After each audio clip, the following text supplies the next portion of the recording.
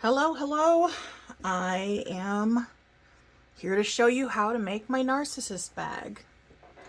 I'm going to try and get through this straight through as quick as I can because this is probably, I don't know, the 5th or 6th video I've tried to do, and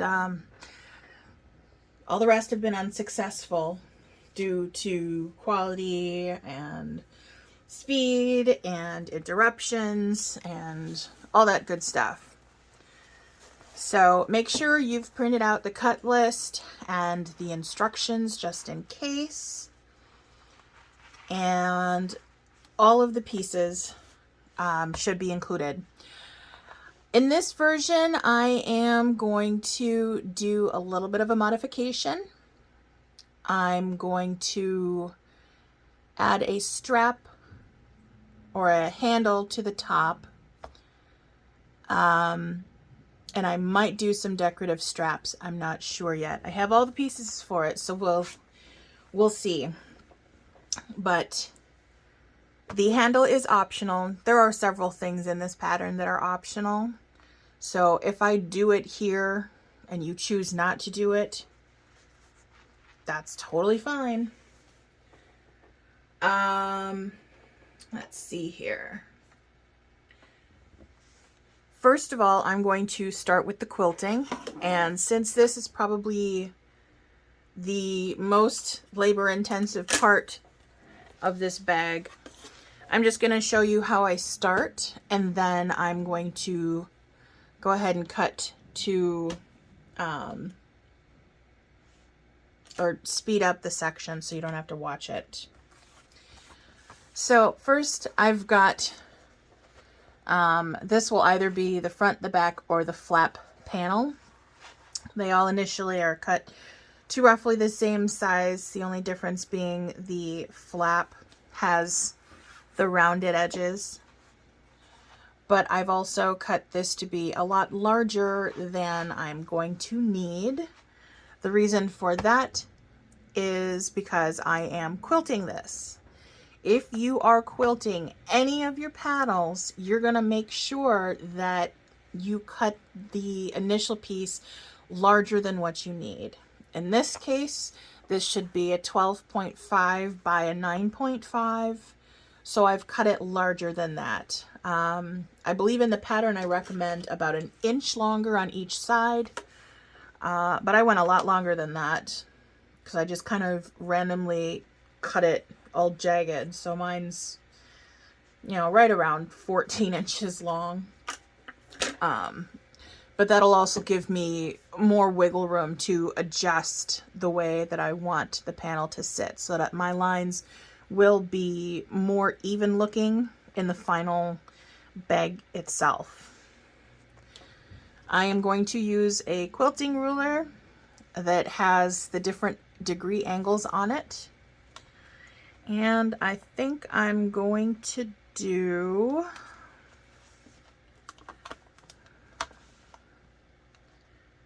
let's see here.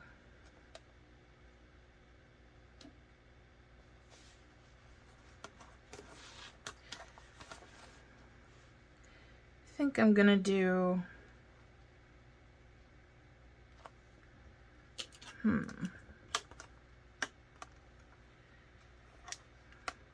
so a 45 degree.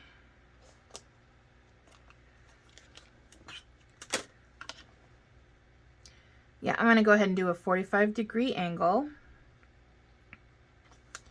That should give me some nice squares. And I'm going to use my Chaco. So what I do is I take, you can see on here, you've got these diagonal lines. Those are the lines you want to use. I will line up my 45 degree line with the edge of the vinyl. And then just so I don't have to move it around, I'm going to do this. I butt it up against the one that I measured so that it's at the right angle. And I think I'm going to do,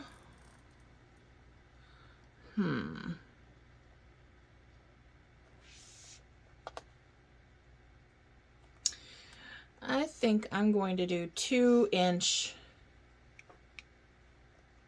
yeah, 2-inch boxes. That'll be good. So I'm going to line up the first line down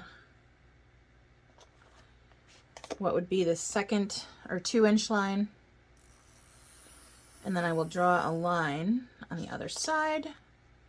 So now, as you can see, I've got a 2-inch line, or a 2-inch box. So I'm going to take this 1-inch marker here on a 3-inch ruler, and I'm going to line up that line with the one that I just drew, and then draw, whoops, another line. And I'm going to do that again for every single one.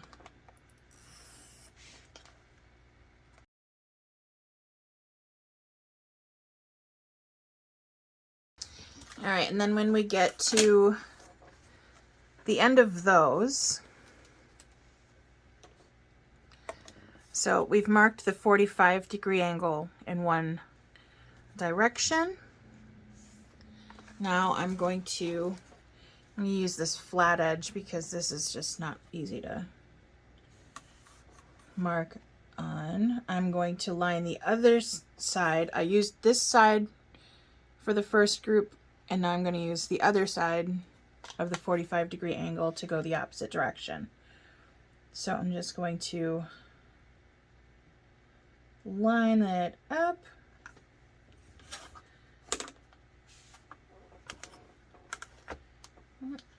Messed it up a little bit. And like that.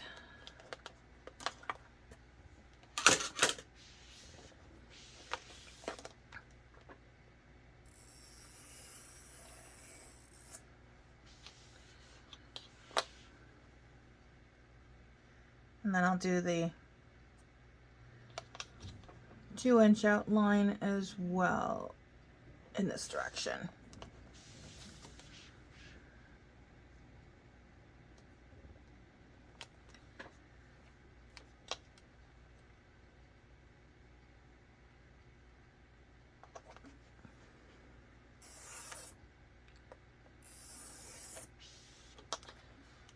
And that is why you want to try and use a chalk pen or something that is erasable, because if you mess up your lines like I do, you don't want it to be something permanent.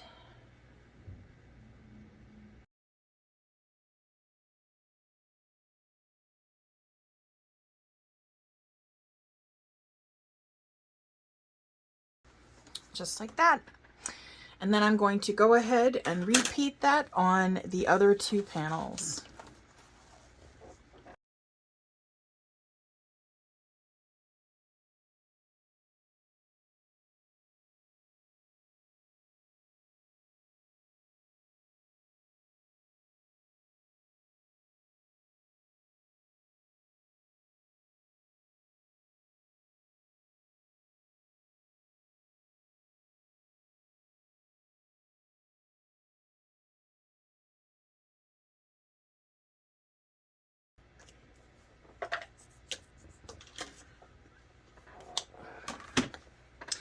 All right, now you want to line up the foam underneath. I did, however, add some Decovil light to the back of this just because I want it to be a little extra sturdy.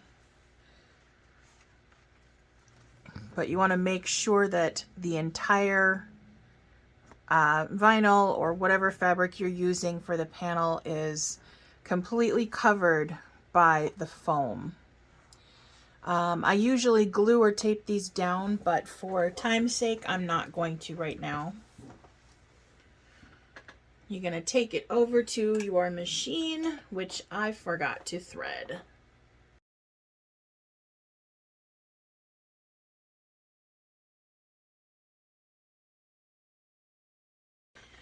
And now I start with one of the most center lines so that I don't get bunching or bubbles. That way every time I stitch, it kind of pushes everything out.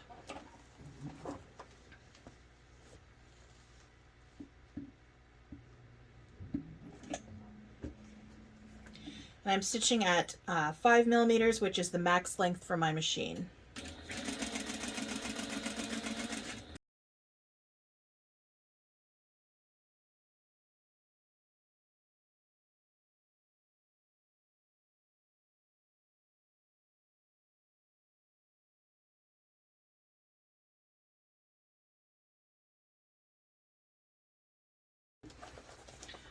And check that out. 2-inch squares make a very beautiful quilting in my opinion, especially with this thread. I actually just got this in the mail yesterday and I really wanted to try it. It's the first rainbow thread that I've had that actually has like pinks and like really bold coloring in it, and I love it. So I'm going to go ahead and power through the other 2 panels, and then when that is done, I will trim them down to the proper pattern size, and I will add the stabilizer.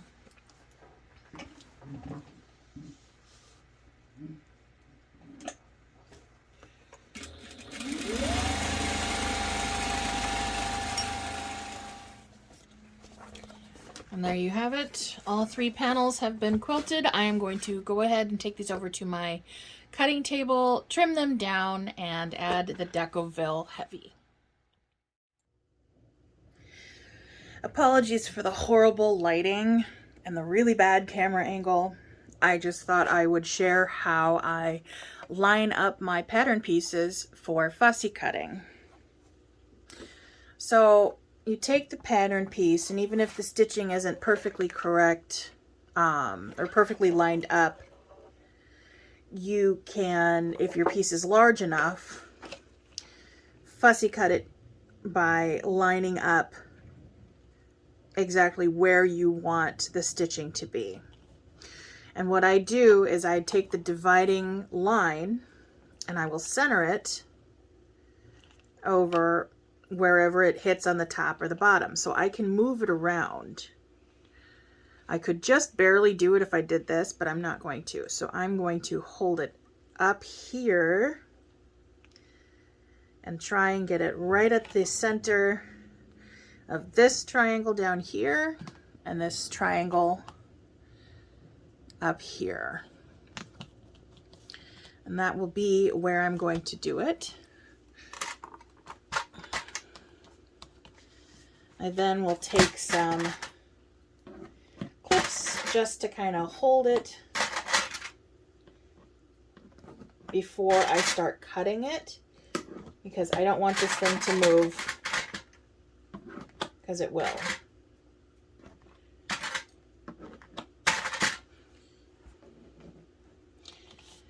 And I will take a ruler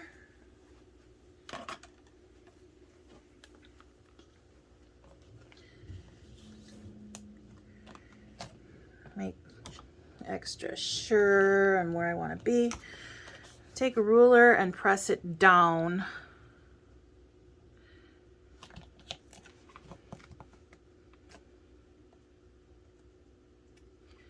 like so. And then I want to triple check my spots. Good to go. And then I just use my rotary cutter to cut that off. And then again, I'm going to get this clipped down so it won't move.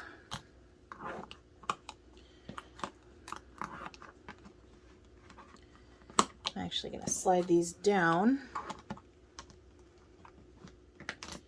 And since that ruler is too big to use there, I'm going to use a second ruler. I use my rulers a lot for a lot of different things. Okay, I'm just going to use this to lay up against the pattern piece to line up the other ruler, and then cut. And then I will move these over to the other side.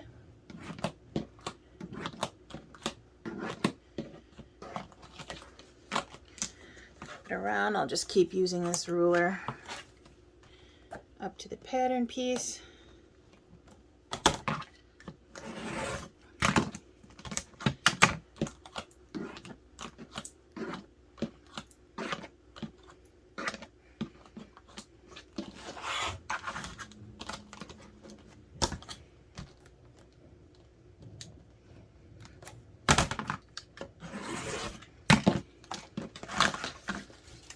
Then you pull off the clips.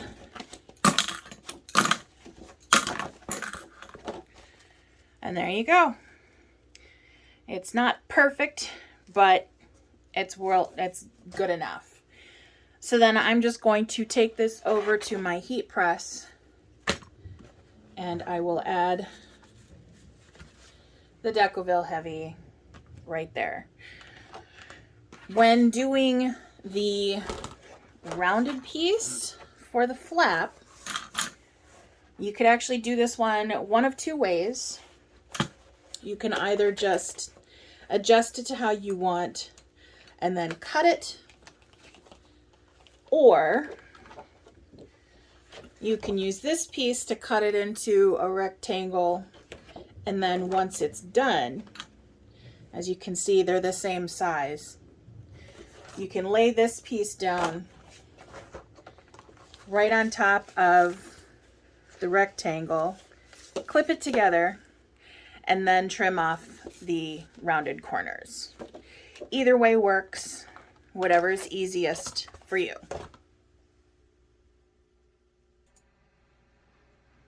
All right. Apologies if I don't have the camera angle back exactly where it was, but I had to move it. So here are the three pieces now for the exterior. I'm going to set those pieces aside, and we're going to do the flap. We're also going to need the flap lock pieces if you are adding them. I've got some straps pieces, which are an add-on, and I've got the handle pieces, which are also an add-on, and the lining piece, pocket, and you are going to need your zipper and your zipper pull. I actually need to go and cut my zipper here because I did not cut it.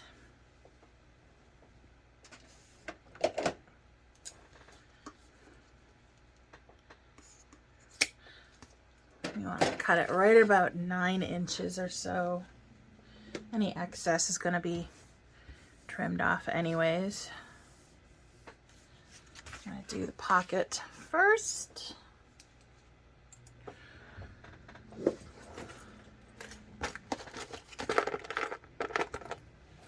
And then I need the zipper. There we go.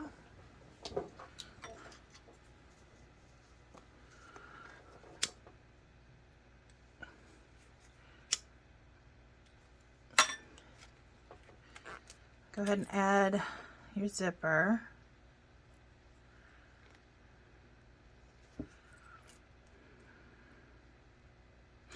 And we will be closing this pocket. We will not be turning anything through any pockets on this bag. And that might scare some people. I know that a lot of people don't like to do binding on bags, but I do want to clarify this is a hybrid lining. So it is not completely drop-in or bound.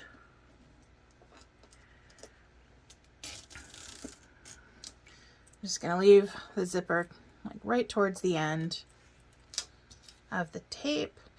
And I'm gonna show off this tool again while I'm using it. This is a zipper jig that I got from Myth Leather Co.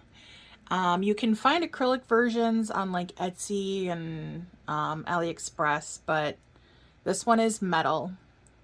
And that means that if I drop it on the floor and roll over it with my chair, it's not going to break. So I prefer to have the metal one. The last time I checked, they were still out of stock, but you can definitely check and see if they are back in stock or not. So you're going to take your zipper pocket. It should be 11 inches by 10 inches. There's the 11, 10, just making sure because I'm scatterbrained. Fold it in half the longish way.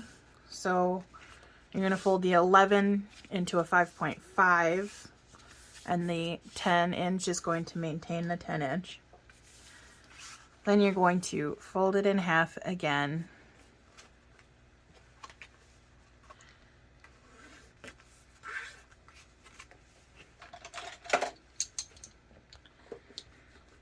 If you have a different way of doing pockets, feel free to do them however you feel comfortable.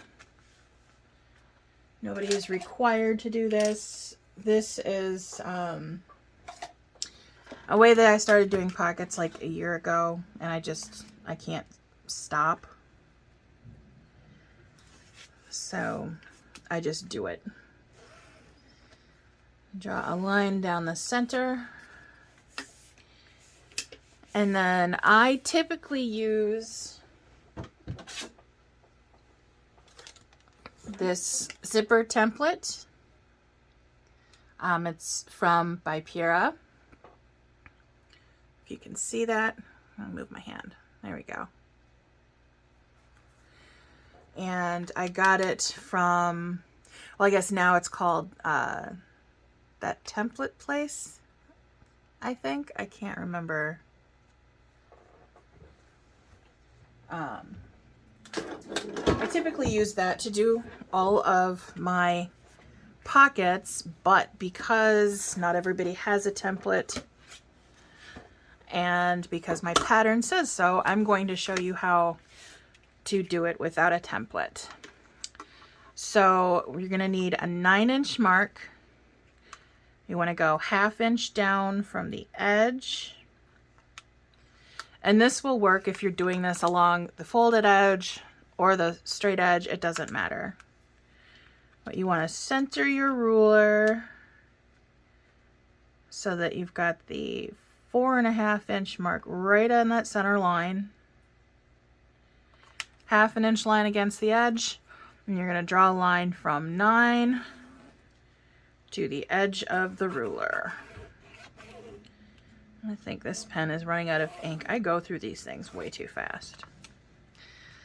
Then you're going to move that 1/2 inch line down to the line that you just drew.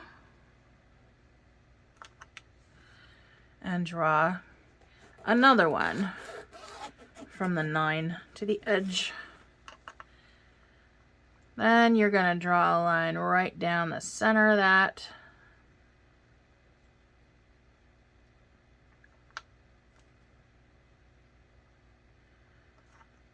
Also from the, well, you could actually go at the 8.5 mark down to the 1/2 inch mark, or you can go all the way, it doesn't matter. And then you just draw a little line there and a little line there, little line there, and little line there. So you should have 2 1/2 inch boxes on the edges, and then a center line down the center. Obviously a center line goes down the center. And You ignore this line for now, but the entire outer area becomes your stitching area. Oh, you know what? I did not put this in the pattern, I don't think, but I will add this. You can draw little triangles, go from the outer corner to that line that you drew and back down to the other outer corner, because this triangle, you're going to cut that when you cut the center line, as well as one on the other side. So there you go. So if I forget to do this on the next 2 pockets and I end up using my template, whatever. Then we're going to take the flap lining. You're going to want to find your centers at both the top and the bottom, or the long flat edge and the rounded edge.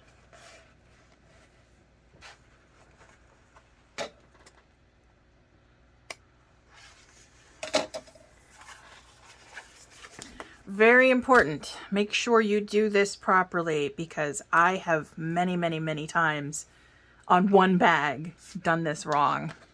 You want to make sure that the top of the pocket goes to the rounded edge of the flap. Otherwise, you're going to end up with the pocket upside down when you lift the flap up. And if you open the zipper, that will be very messy. Now you're going to take another ruler, go 2 inches up from the flat edge, and line the center of your ruler up with the marks that you just made. And then you're going to line the center of the pocket up with the center of the ruler. You don't have to do it that way, it just makes it a lot easier. Move all this stuff out of the way. Don't need clips, but I like to just make sure that this is all gonna stay put for me to make it the few inches under the needle. And I like to get ink all over my hands. Not really.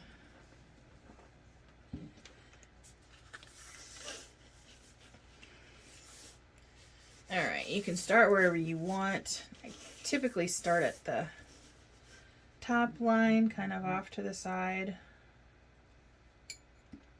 Drop my needle down right on top of that line. And I'm going to drop my stitch length down to 3.5.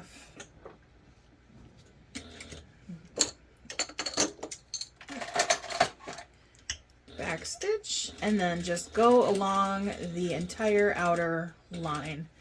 And I do like to back stitch in my corners just to make sure that the stitches stay. And just a little tip, if you have problems with making sure that you only stitch on the lines that you drew, ignore the lines. If your stitch goes a little short of the edge that you're trying to go to, or a little past it, just pivot where you can, and then just stay parallel to that line. Don't bother trying to maneuver to go back to that line. Another little tip, if you want to try and keep your box as close to the original shape as you can, but your stitches fall short when you come down on the short edge, drop your stitch length down to something really small when you want to do that last stitch, just to make sure you don't go super far past that line. And then bring your stitch length back up, pivot, and continue.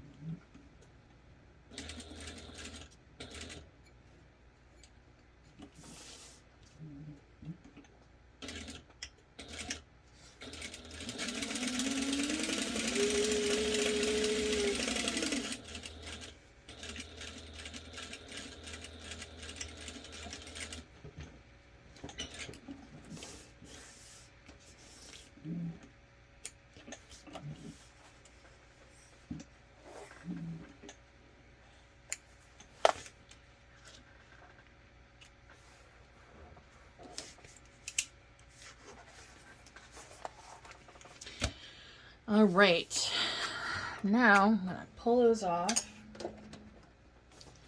And I like to use my X-Acto to open a pocket opening, but you can use a rotary cutter or scissors or magic, whatever. Where is my ruler? All right, so you're going to cut the 8-inch line down the center, and you're going to want to cut each of these corners. And if you're using a rotary or like an X-Acto knife or a blade, one thing that I've found that helps a lot is if you actually put the tip of your blade right up against where you want the cut to end and then drag it down, you're going to get as close to that corner as possible without accidentally cutting it. Not so easy to do with scissors. However, same kind of concept with scissors. If you lay the top blade of the scissors right up in there and then bring the bottom of the scissors up to cut, you're going to get pretty much the same result. Good luck if you're using a rotary cutter.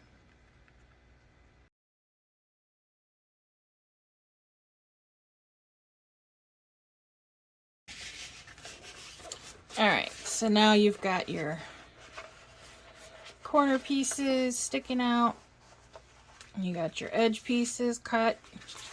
You're just going to reach through the back and pull the pocket right through the hole.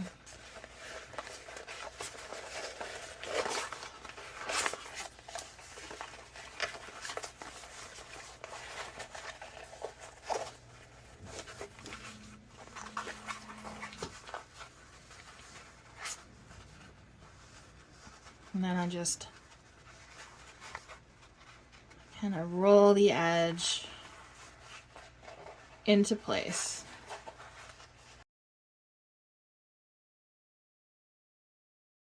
Then once I've got that done, I will take my leather roller just to kind of crease that down.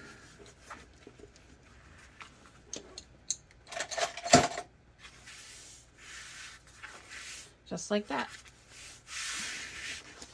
And then I flip it over. And this is totally up to you. I know a lot of people, especially on domestics, don't like to use double-sided tape because it gums up the needle and it can get your machine kind of stuck on fuck you mode. But I like using double-sided tape. My machine doesn't seem to mind. It doesn't gum up the needle. And no, I'm not using any special kind of needles. I'm just using some, what are they here? These Gross Beckert, just regular industrial size 9014 needles.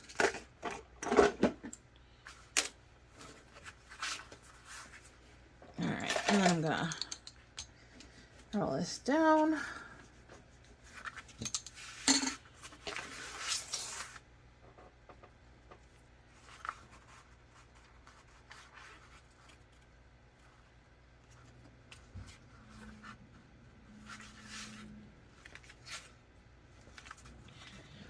And you don't have to put any tape on the sides unless you really want to. Totally unnecessary.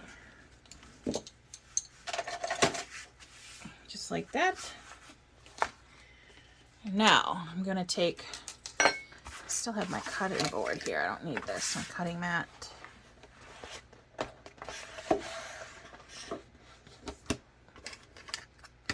Don't need any of that.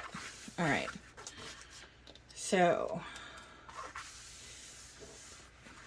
this is the way it opens. It'll be flap up And I like my zipper to be closed on the left, open on the right. So that's how I'm going to have it here. I'm going to use my zipper jig to line this up. If the paper comes off. There we go.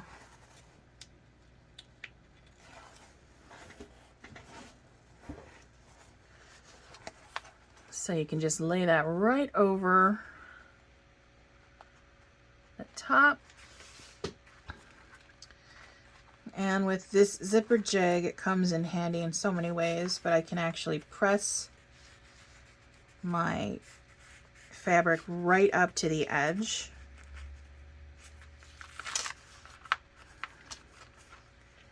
And the double-sided tape actually helps hold that in place so that I don't have to readjust it too much once I've got it in place.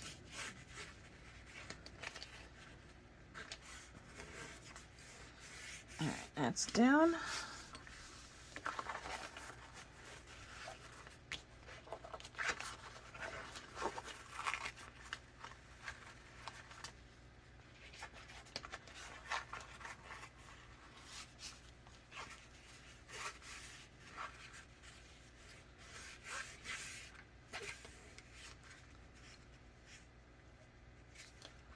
This side needs to go in a little more.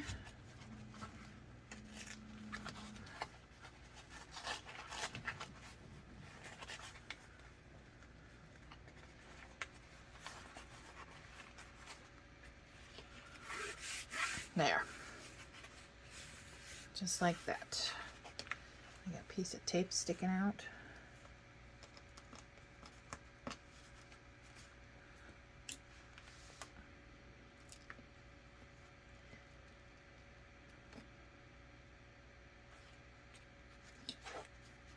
Hemostats or roach clip. Definitely like having a second pair of teeny tiny little fingers. Highly recommend. All right, so I'm gonna start at the bottom. I'm gonna raise my stitch length up as high as it'll go, which on my machine is only a 5.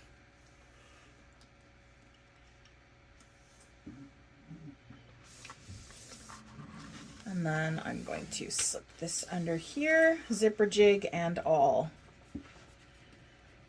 And because I have a narrow foot, I can lay my foot right up, you can't even see that, right up against the zipper jig. If you want to be able to do this without using a narrow foot, you can use a zipper foot. And then I can just start stitching, just holding the zipper jig in place.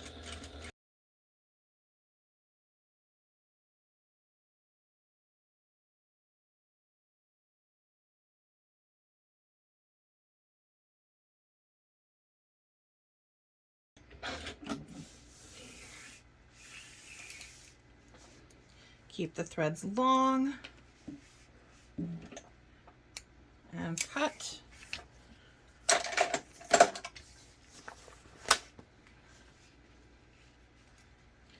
Then I just need to pull the other side through. If I can figure out which one it is. This one.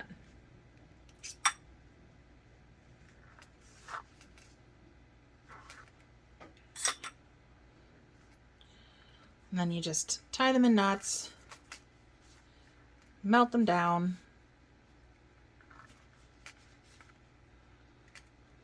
and good to go.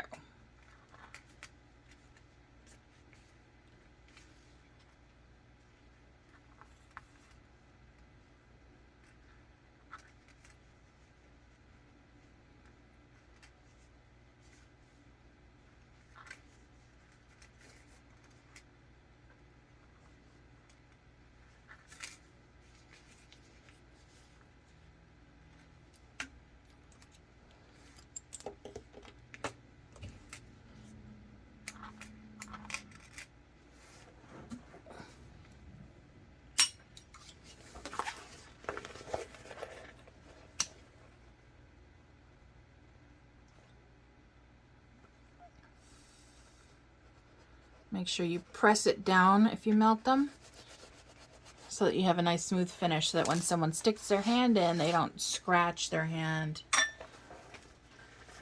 on there.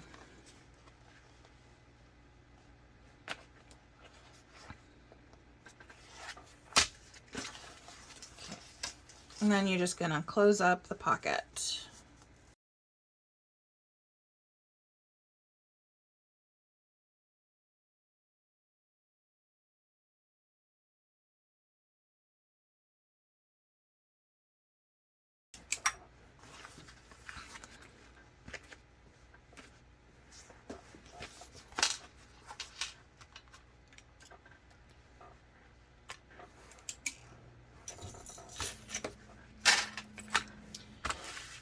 So there you go, you've got your finished zipper pocket for the flap. You should not have any holes in there. And I gotta check and make sure my zipper, yeah, my zipper's sealed in there, so just like that. I'm gonna set that aside.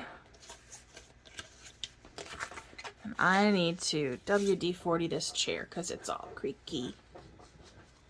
Creaky, creaky, creaky. Creaky. Yeah, that was stupid. Whatever. Anyways, so for the lock flap, it's just basically a miniature version of the actual flap.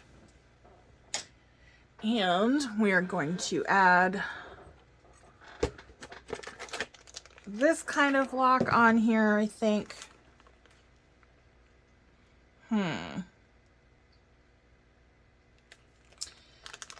I don't know. See, now I'm thinking I might swap it for something else, like a magnet.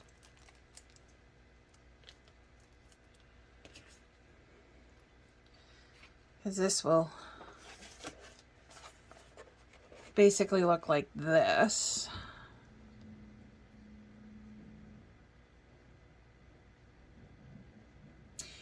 Yeah, I think I'm going to go ahead and stick with this lock. So I'm going to just explain to you how to install the magnets or locks that will have a backing that needs to be hidden. So if you have, let's see here,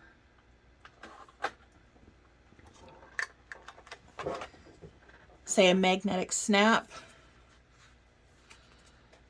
go according to the pattern, or if you want it a little lower, higher, however you want. If you want to do 2 snaps, that's totally up to you. You're going to go ahead and install that on the lining side of the lock, because that way it will be installed on the outside of the lining and will not be visible from the outside of the external. If you are installing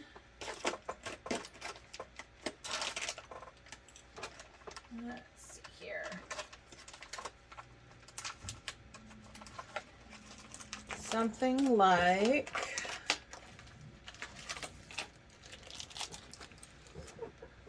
a turn lock that actually has a hole through it, you're going to want to put together the entire flap first, then install the lock, because you're going to have to cut through all of the layers. So if you're installing one that's got a hidden back, install it first into the lining, then complete the panel. If you're installing one that requires cutting through, do the panel, then the lock. If you are doing something like this one that I'm doing, you're going to complete the panel and then install the lock. I'm going to wait until the absolute end, right before adding on the bottom of the bag to install this, because that's when I'm going to also install the back piece of my lock, because only this piece will be on the flap and this piece will be on the bag itself. All right, let me put this away so I don't lose it.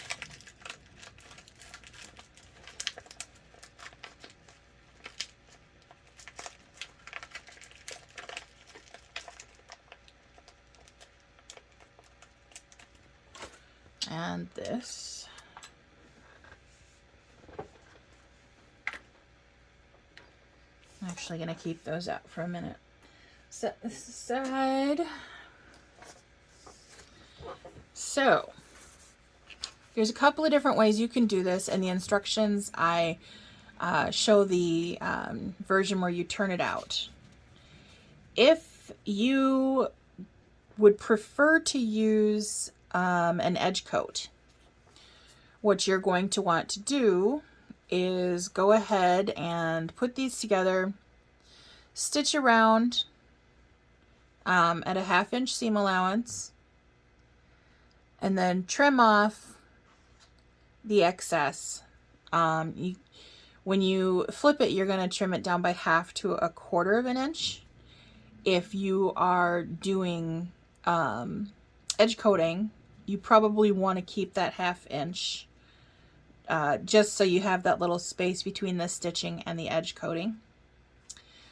So you're just going to stitch down and then go ahead and do your edge coating first before attaching this to the panel. I am not edge coating this, so I am just going to go ahead and sew it together before adding it. I am also going to add a couple of pieces of double-sided tape just to kind of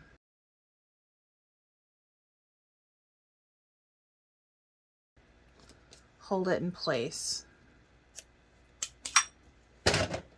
Not necessary, but it's what I do.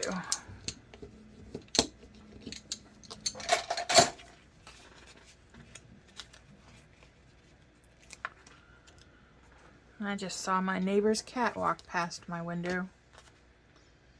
Wonder what he's doing. Probably trying to set off my dogs. Or my cats. Alright, I'm going to crank my stitch length back up to 5.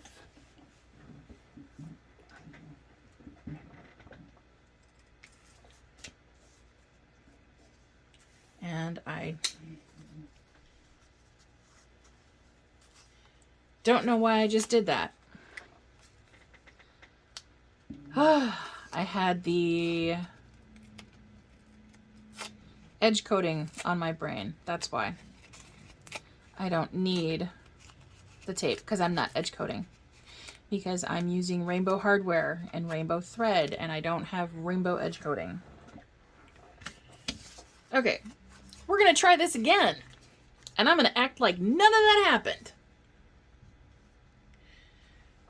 This time I'm going to use a couple of clips to just kind of hold everything in place. And I have it right side to right side.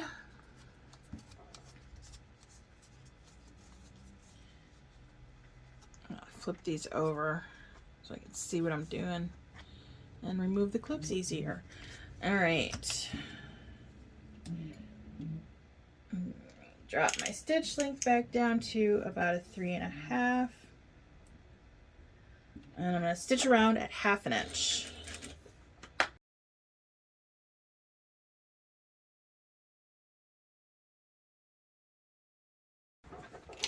And then to make turning easier,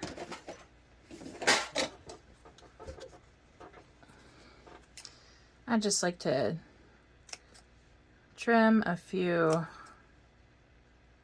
notches. You could also use pinking shears if you want. You could use your teeth, stomp on it, whatever it takes. Just want to make it a little bit easier.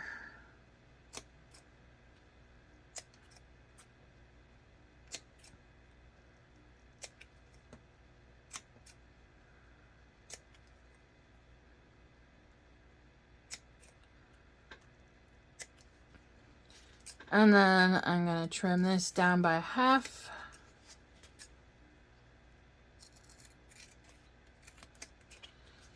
Could also trim this down by half if you wanted to. It's not really gonna matter so much.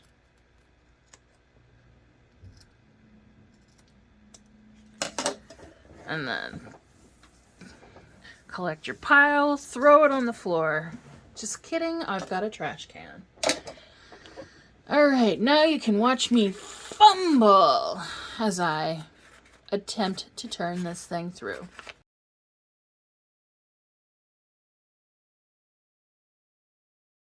And of course, my stitching is not perfect, which means that it's gonna be lopsided, but aside from that, as you can see my stitching.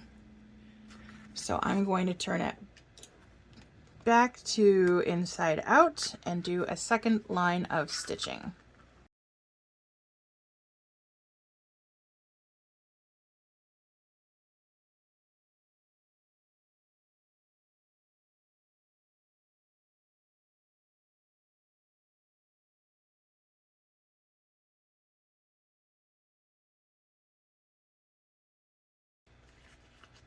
And of course it's lopsided because why not?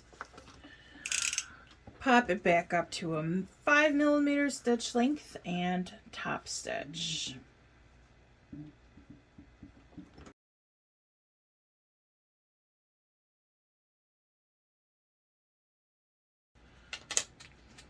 And then go ahead and seal off the opening. I apologize in advance for that crinkling sound because my cat thinks he can come down here and do whatever the heck he wants.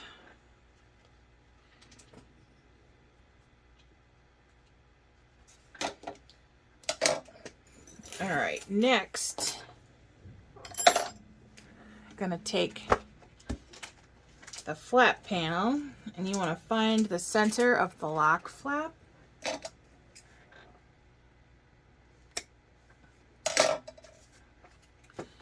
And find the center of your flap.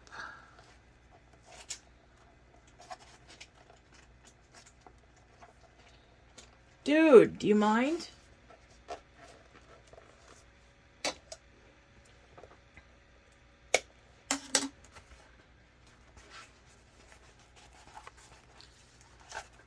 And if you've centered your quilting properly, you might already have a perfect center marking to go by, but I'm sure I screwed that up too.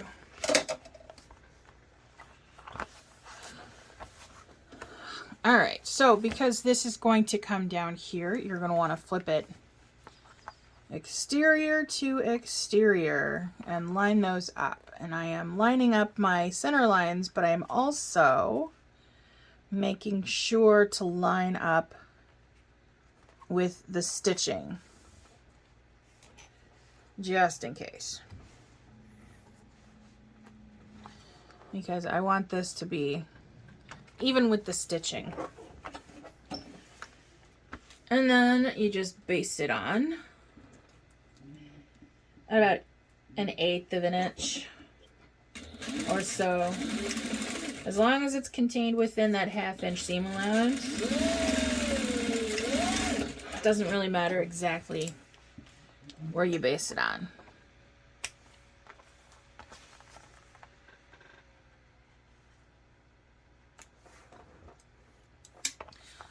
And there we go. See, that's how it's going to kinda look with much better edges over here. Now, I'm going to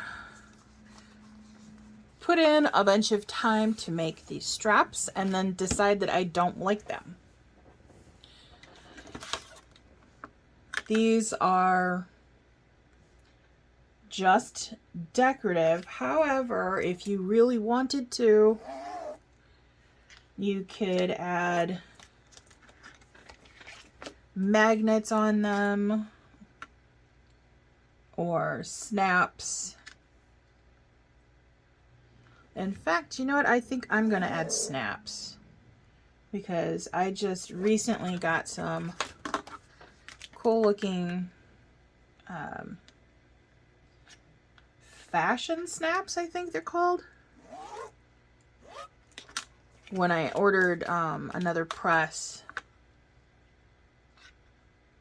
And I want to try them out.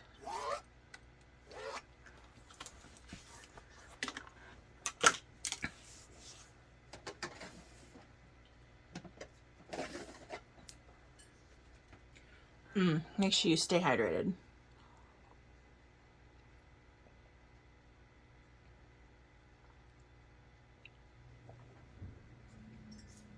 Okay. So I'm just going to run some double-sided tape along the center.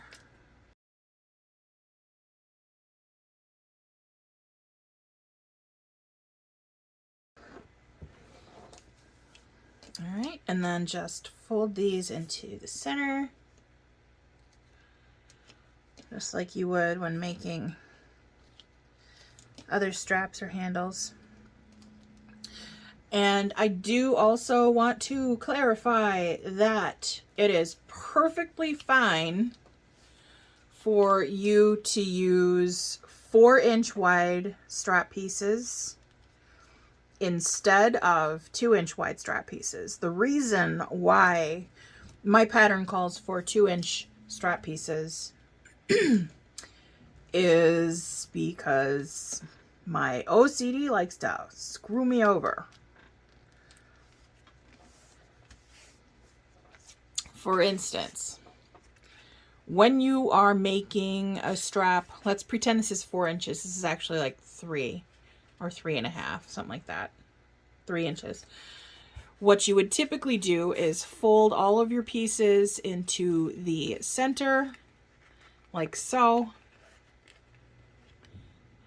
And then you fold it in half. And then that's how your strap looks. So you've got, I guess I'd call them lines. 2 lines on one side, or 2 folds on one side, and 1 fold on the other. My brain cannot stand seeing that.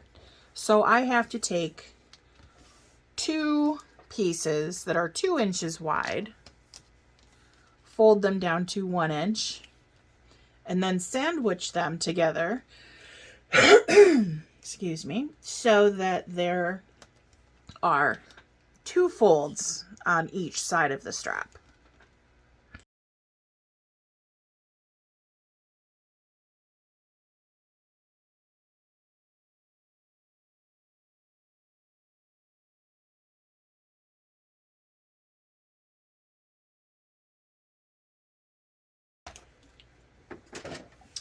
Next, you're going to go ahead and top stitch down the sides at 1/8 of an inch.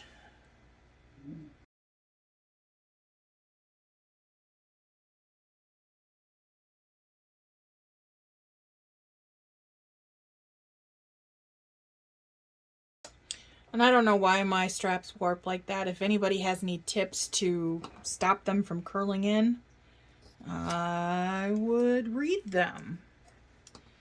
And then I'm just going to, doesn't even matter, just going to even off the edges.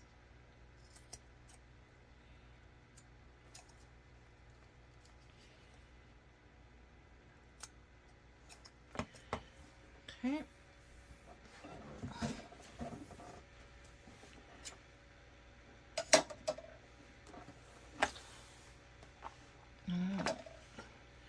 All right. Make sure you stay hydrated. Oh, that's hot. Okay. So now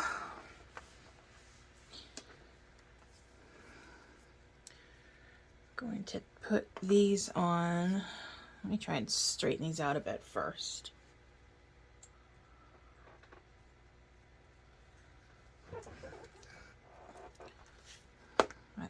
better.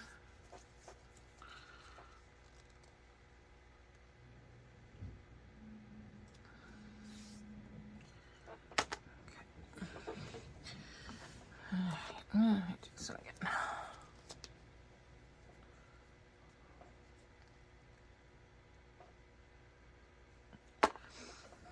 Okay.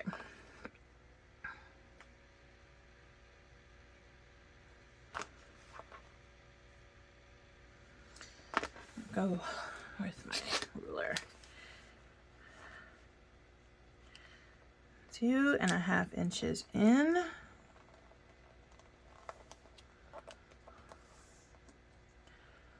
And right up to the flat edge.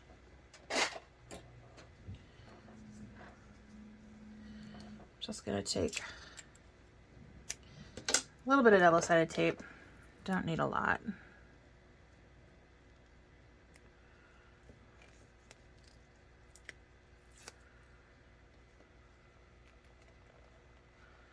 I'll just butt it right up against that.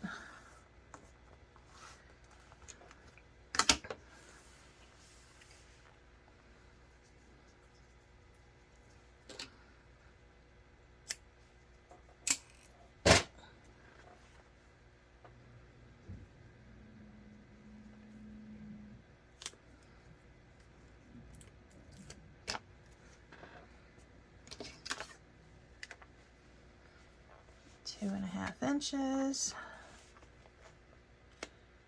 right up to the edge.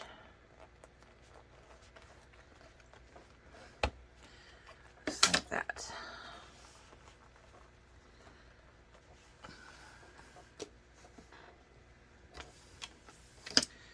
Now, that's the handle. I'm gonna do the base, which is 3 inches wide. Yep. I'm gonna draw a line down the center. I do not have any kind of stabilizer or anything on here because it's just basically gonna be attached really well to the flap itself. So I didn't want to add anything in excess.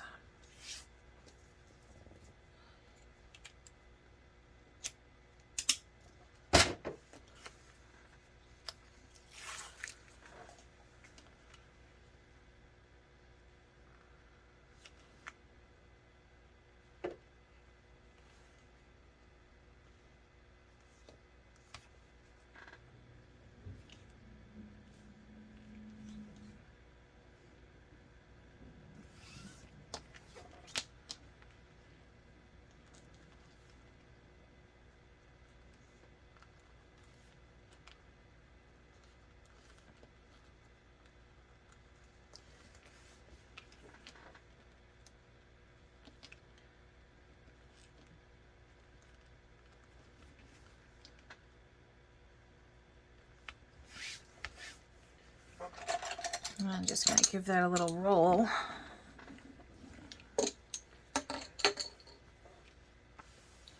And that is going to be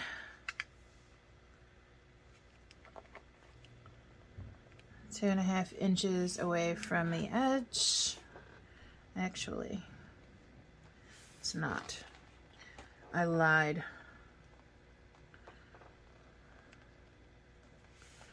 That is supposed to be, you want to basically line it up with the center of this, and I forgot how far that'll go. So that's 4 inches in, so it'll be 2 inches in. I was wrong.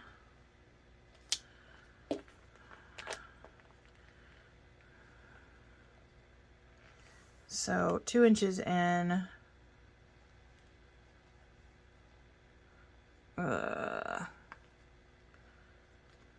So I guess 1.5 inches against the, you know what? I really suck with measurements, so just ignore me.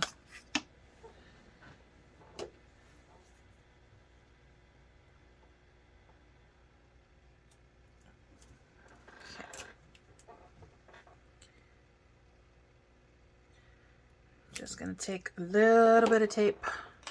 Actually, I'm going to put some right down the center here.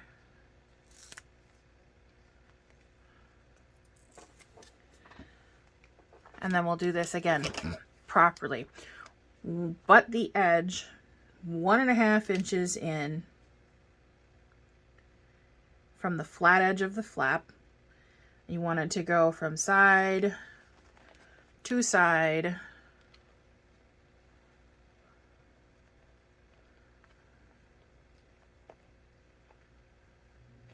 The entire width of the flap. Just like that.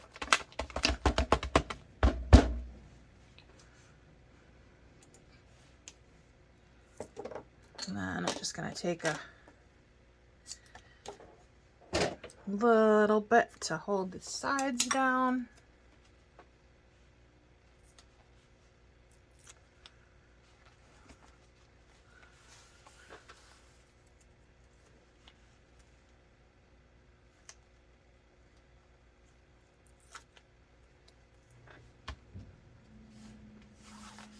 And I actually still need to put the square rings in there, so let me see if I've got them.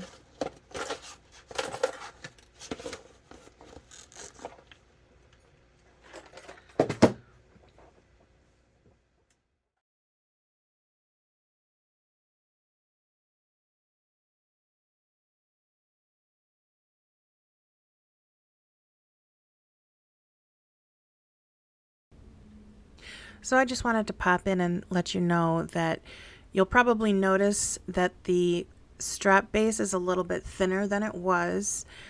I went ahead and changed it from a 1.5 to a 1-inch strap because I did have some 1-inch square rings on hand. And then I'm just going to do a couple of small stitches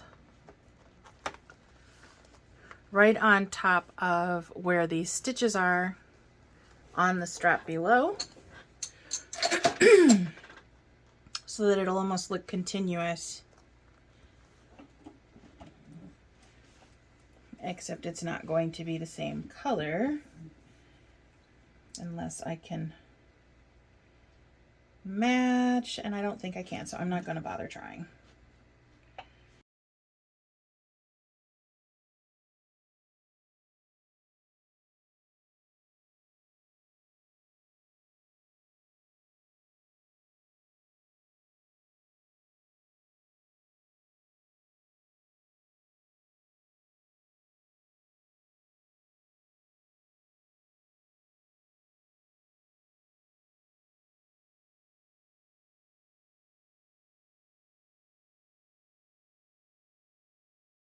Okay, so I fixed the stitches and I did cover them with a little bit of duct tape just in case. So those guys are on there, they're not going anywhere. And then I am just going to stitch up, across, and down a box here, and then up, across, and down on this part.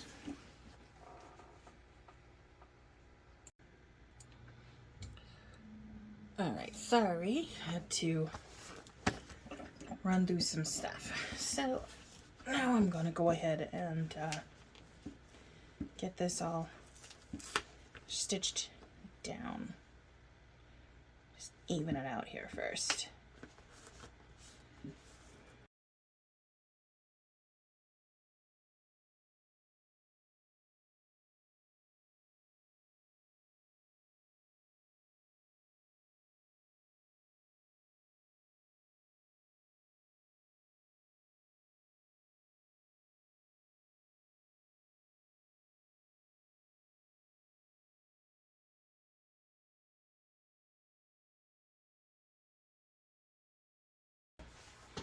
And there we go. I'm going to leave the handle off until the very end. So for now, I'm just going to add my rivets. And I think I actually missed a stitch. Yeah, right here, let me fix that really quick. All right, so now that is fixed. I'm gonna add the rivets.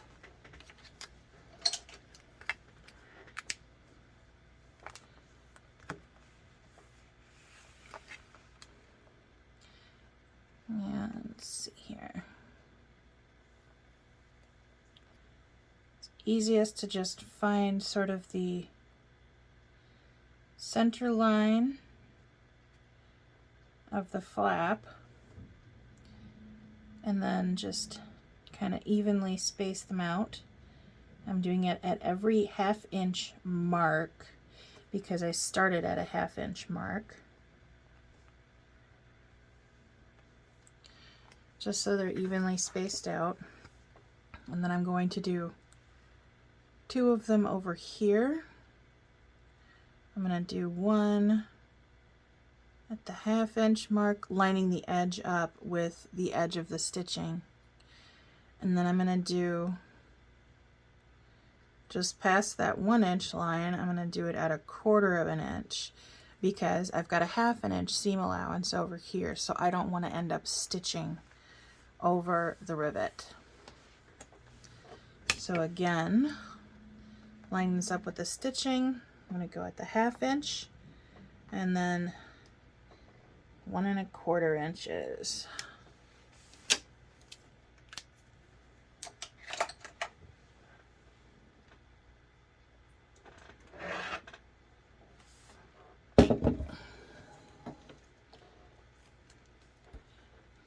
And I am using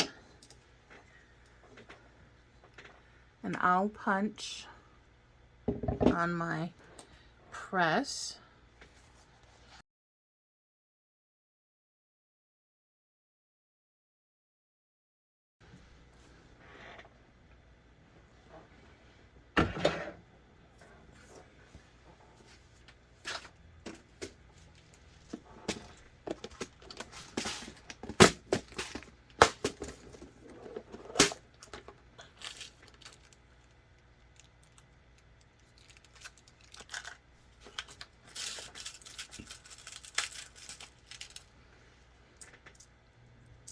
And I'm actually going to show you a little trick here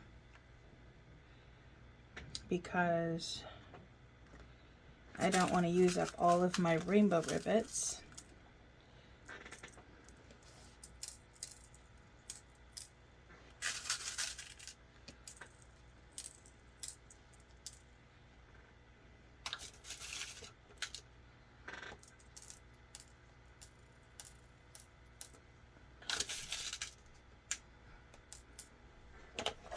And I might do a video separately on this later.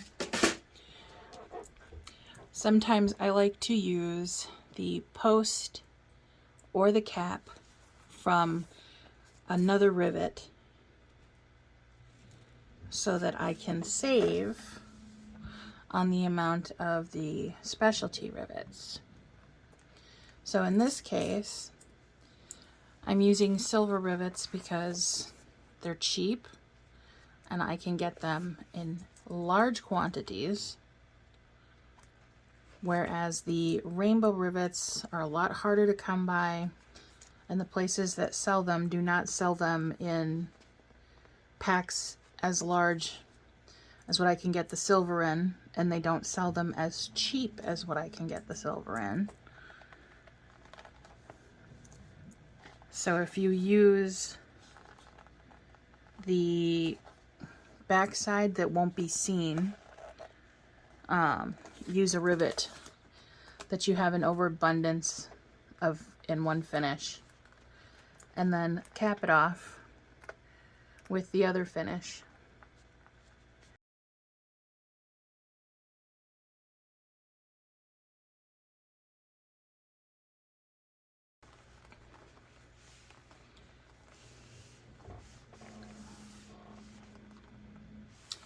All right, now I'm thinking, yeah, I'm gonna go ahead and put some more rivets down here just because I can. So I'm going to tape this down to about 2 inches.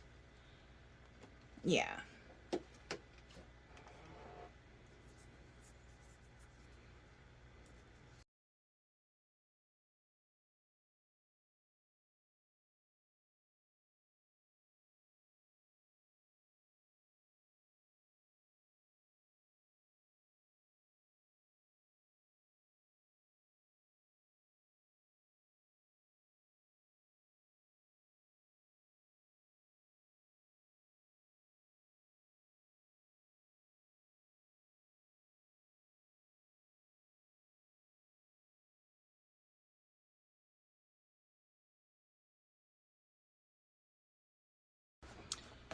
All right, there we go. Now I'm going to fold these in and add a clip.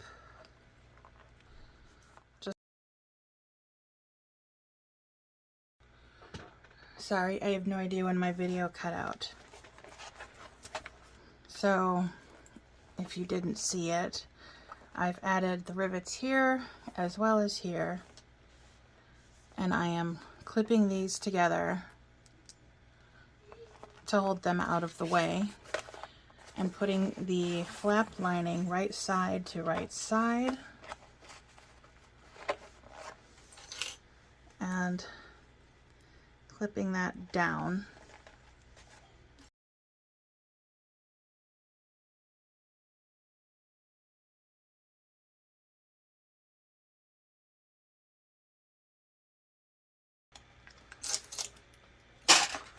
Alright, and then I'm just going to sew around the outer edge at 1/2 inch seam allowance.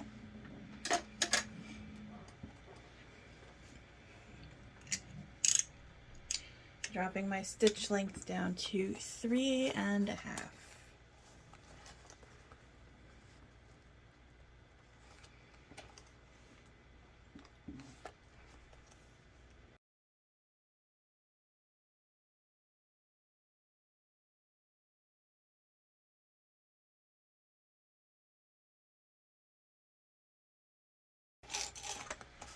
And just to make sure that my stitches are nice and tight, I'm going to drop down to 2 3/4 millimeter stitch length and do a second line of stitching right next to the first.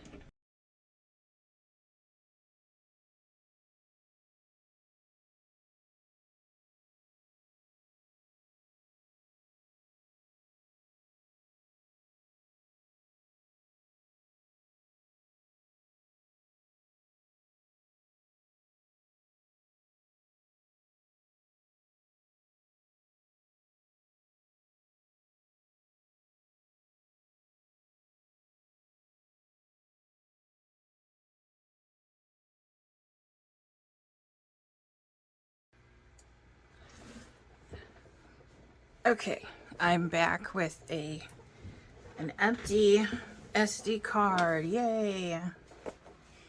All right. I'm gonna try and get this as even as possible because I am absolutely horrible at making this part uneven.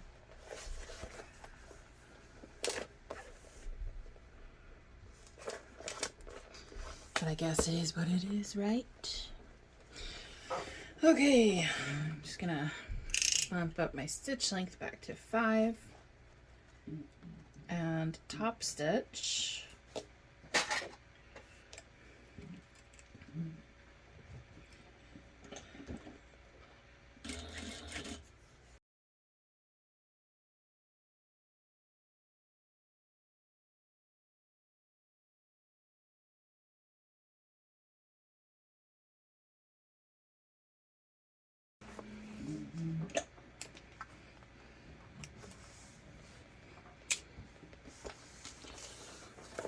There you go. That is the flap all done and ready to go. I will be putting some strap ends on here, but I want to first make sure I like the length of them hanging down before I do that. Next up is the lining. You're going to need the other two pockets, the lining bottoms,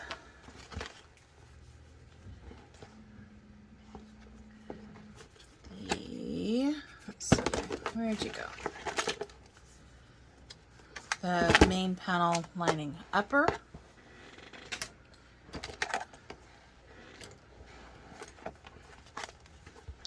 you're going to need your zipper,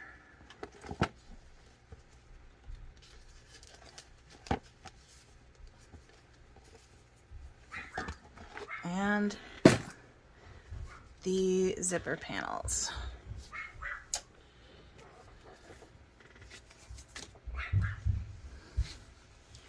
So I'm going to make sure I cut the right length zipper this time. It's a 10-inch zipper for the lining zipper, and I'm going to go ahead and cut my other zipper too, which is 14, but I'm going to cut it slightly longer just because I might want it longer. Toss that away for now. I'm gonna need the zipper.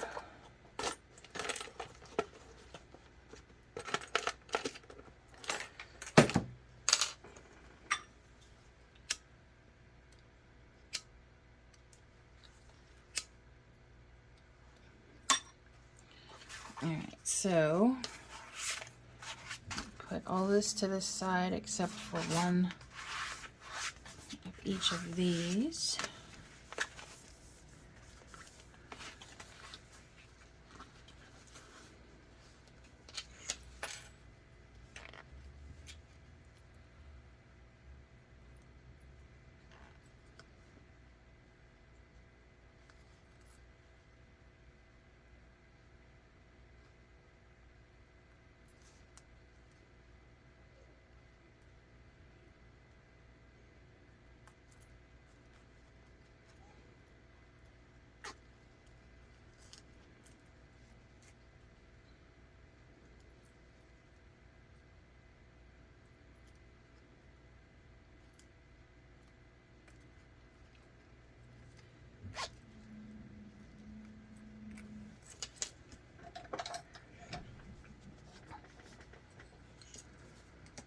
And again, I'm going to use my zipper jag.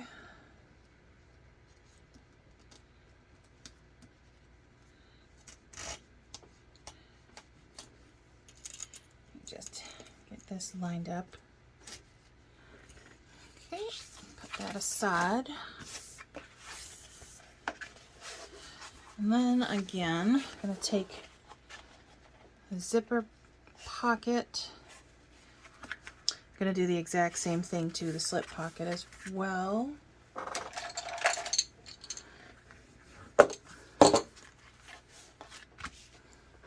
And then I will draw in the lines and add it in exactly the same way that we did with the flap pocket.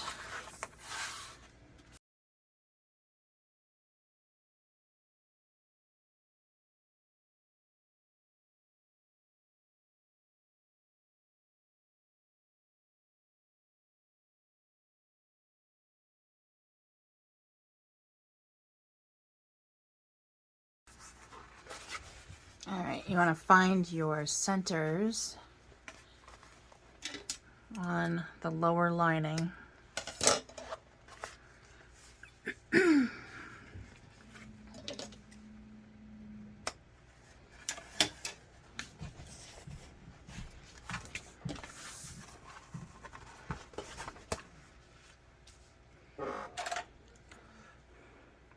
Now for this piece, you only want 1 inch of space between the bottom of the pocket and the bottom of the lining panel.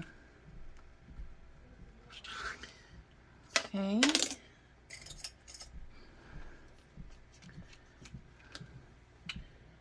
Then you do everything the exact same way that you did for the flap pocket. And then you repeat all of the exact same steps on the slip pocket on the other side.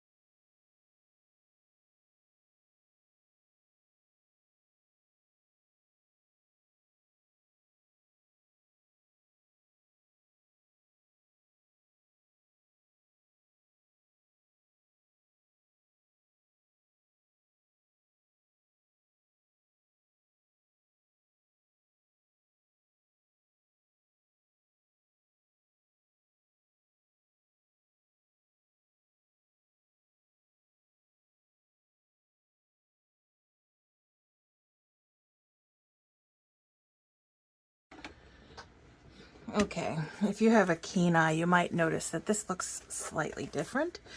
I realized that I still had like a 3.5mm stitch length going on here, so I ripped it all out and redid it with the 5.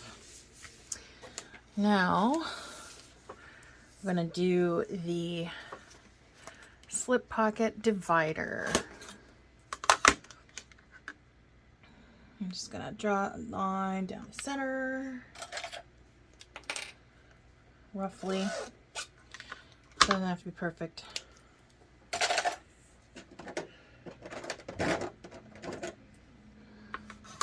Throw a piece of double-sided tape on here. Probably should have used a 1/2 inch on here, or a 1/4 inch in here instead, but oh well. This is fine, it'll still work. So I'm just going to speed through this part.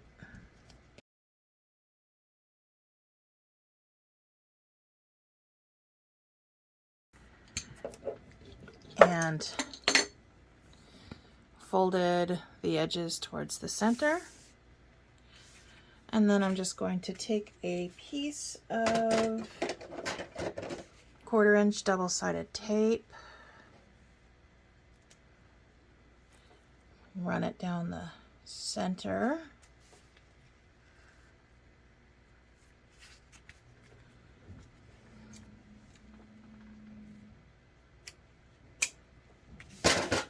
just press that on there again.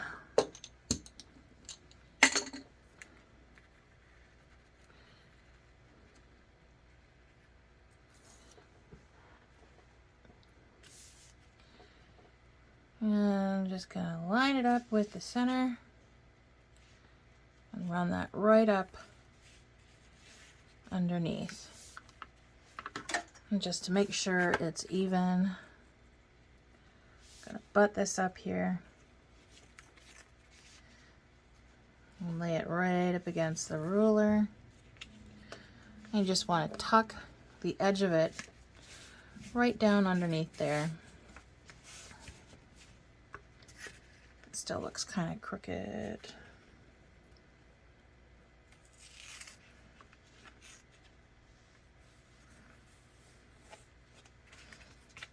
That's better.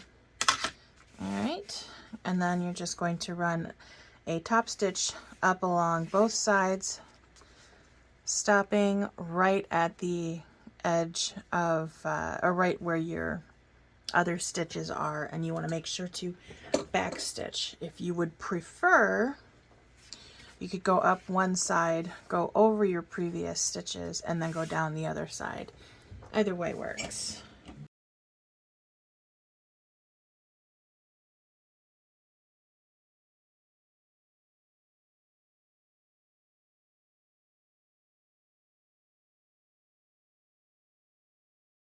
So now you should have your slip pocket with or without the optional pocket divider, and your zipper pocket.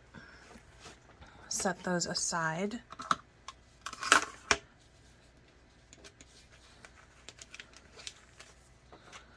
Now we're going to take the zipper panels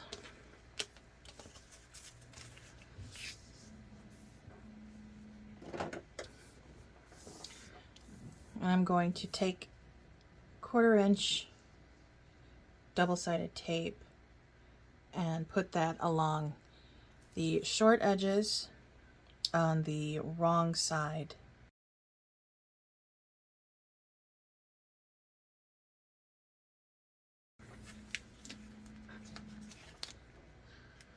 And then fold in the edge by 1/4 inch.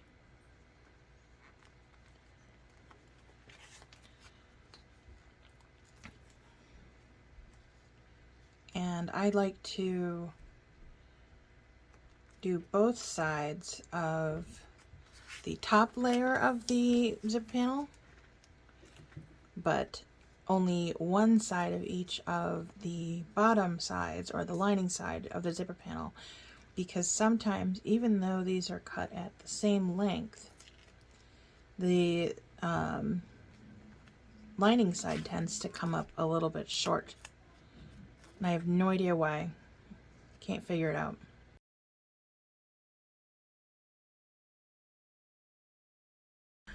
Alright, so I'm going to flip these over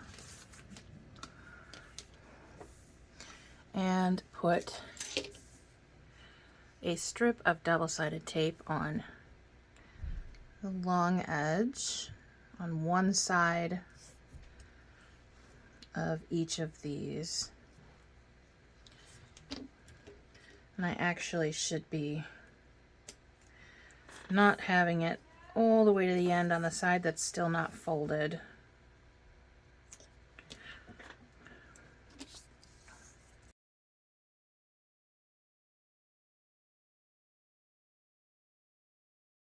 Okay, now we're going to need the long zipper.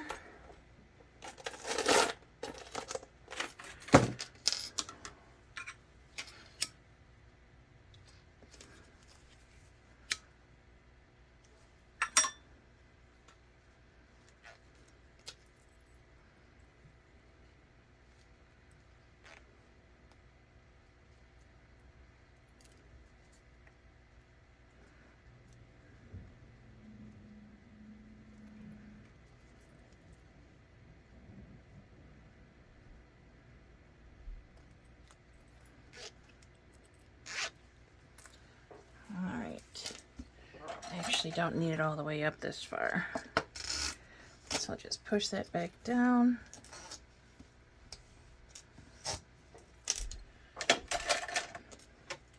And I will put a clip on here just to hold it in place. Now later on it's going to be a lot easier to pull the zipper completely apart. However, right now I want to have it this way so that I can properly line it up. Now what I'm going to need here is some thread, and I'm going to take some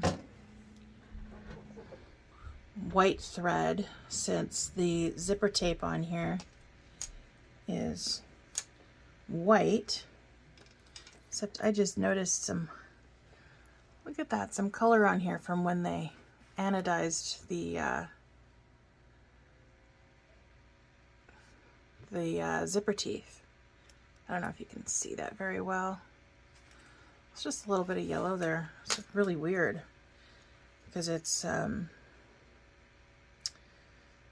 way they anodize metal, I don't think would leave a trace of color on fabric, but I'm no specialist. I've never done it. All right, and then I'm gonna take my needle for hand stitching.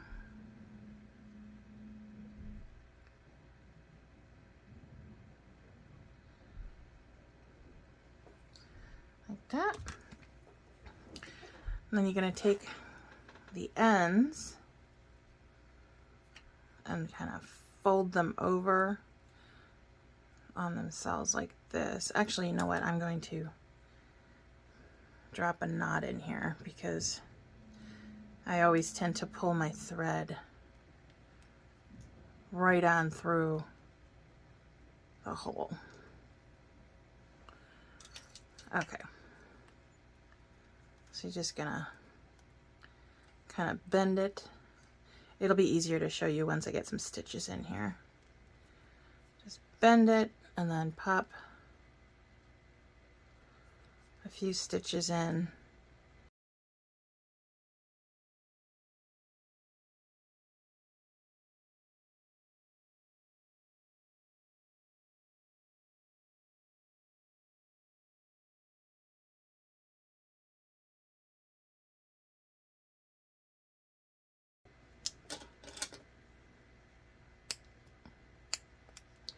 I'll just trim this off.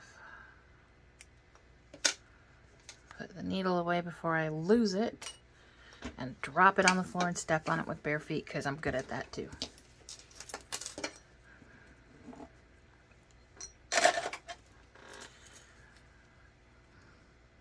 It's totally not even, but that's okay. Now you're going to take the pieces and sandwich them.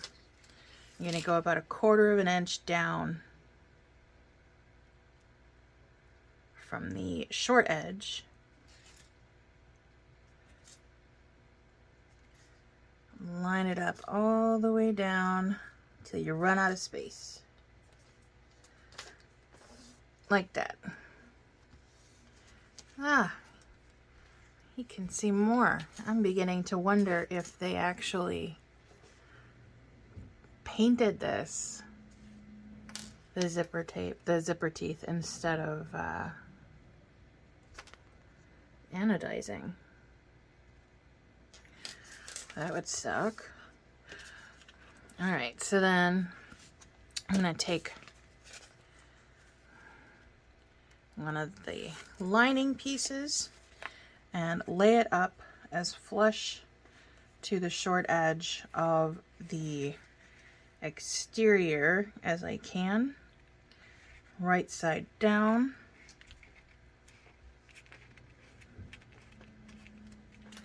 Then I will peel off the backing to that tape and then fold the edge over so that I can get it to match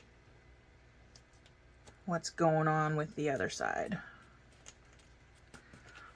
So your little sandwich should be exterior right side to zipper right side, interior right side to zipper wrong side.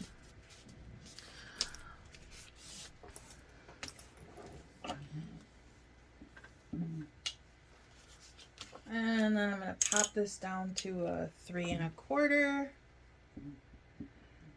and stitch it at 1/4 of an inch.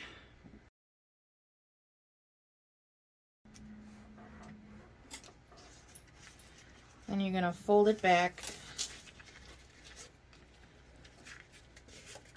Make sure you trim off any excess zipper, which I always forget to do. I also forget to do this part, which is cut a little diagonal piece off of there to kind of lessen bulk, also to make it look a little bit neater. You can see that. So just kind of cut off that little corner. And then I line it up, exterior to lining.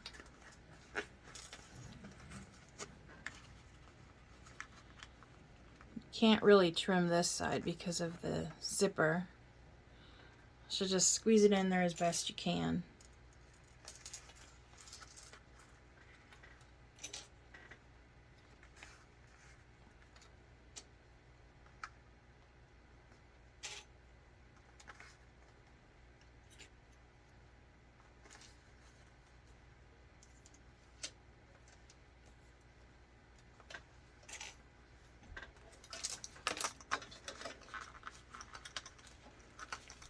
And then I like to roll it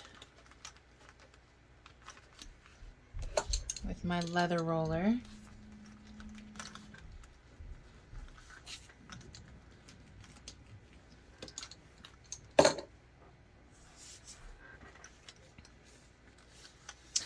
Now you can either go ahead and baste this side closed and top stitch along the other 3 sides, or you can do what I do, which is put the other side on first.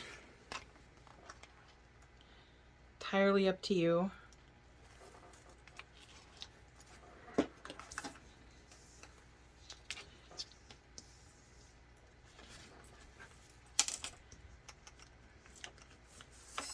I'm going to line this up with the other side.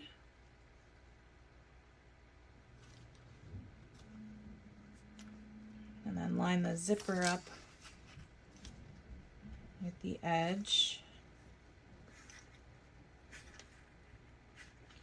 Careful not to pull the zipper because you don't want it to warp. Mine kind of did warp slightly, but I don't think that's because I was pulling on it. I think it was just because that's the way the zipper is. Okay, so once that's down, I'm gonna do this side as well, same as the other side. Line up the folded edges, then press it down along the long edge, and then fold the shorter edge to line up with the other one.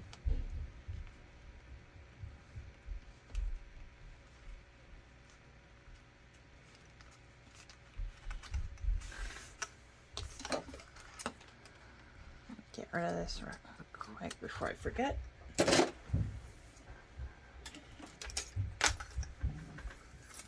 And then stitch it down again at 1/4 of an inch.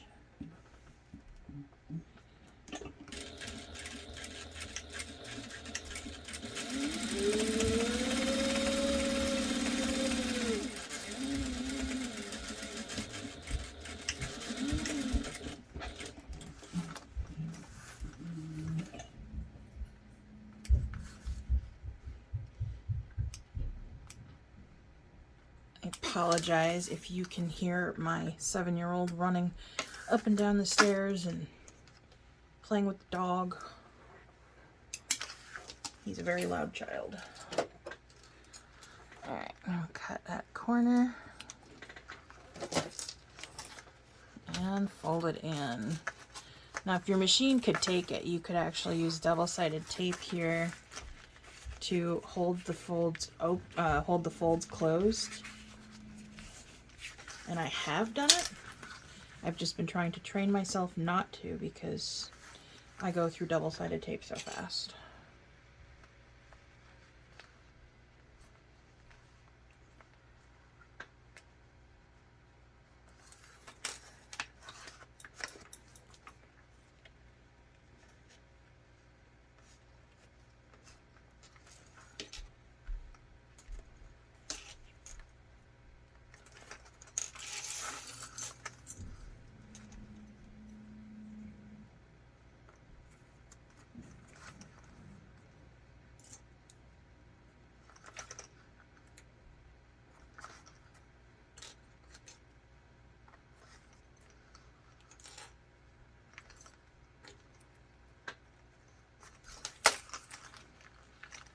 Okay, and then I'm going to press this down again with my leather roller.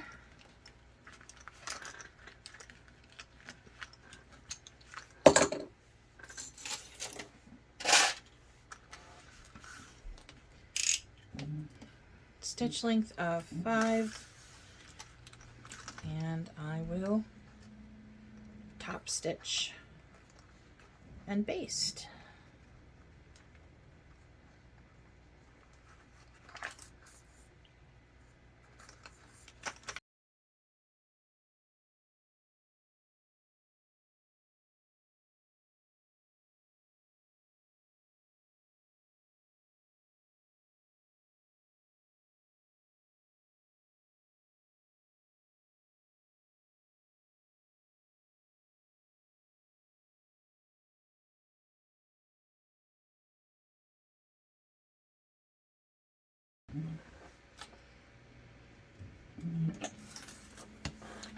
All right, now we're going to find the centers of the zipper panel.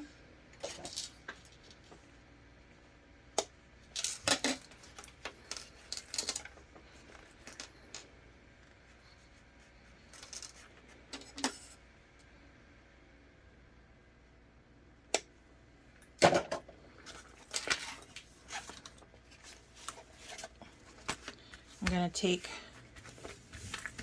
one of the lower panels, put 1/4 inch double-sided tape right along the top edge.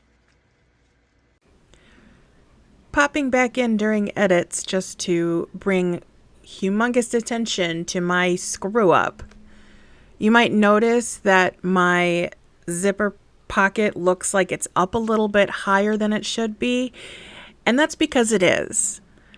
I accidentally cut my pocket a little bit too long, and so when I put it 1 inch up from the bottom of the lining, it made the top of the pocket go up too high, which made it a lot closer to the zipper panel than it was supposed to be. So if you follow the instructions in the pattern accurately, you won't run into this.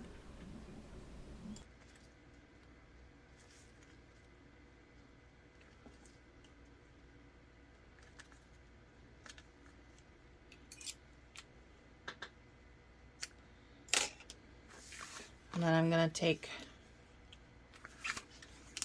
more double-sided tape and put it along the top, or along one of the edges of the top lining panel.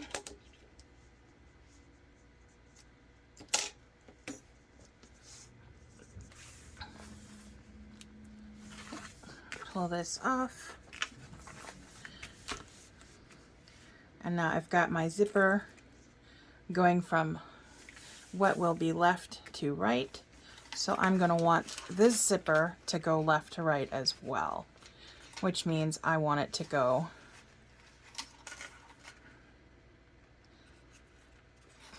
this way.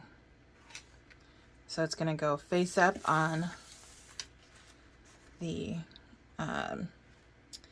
lower lining panel.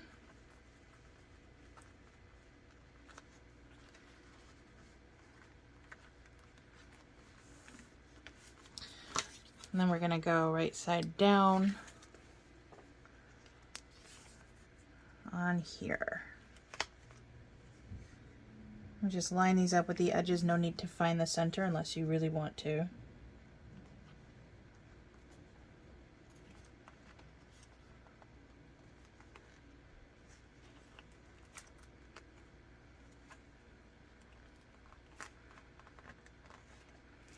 And if your machine does not work well with double-sided tape, you can absolutely use clips.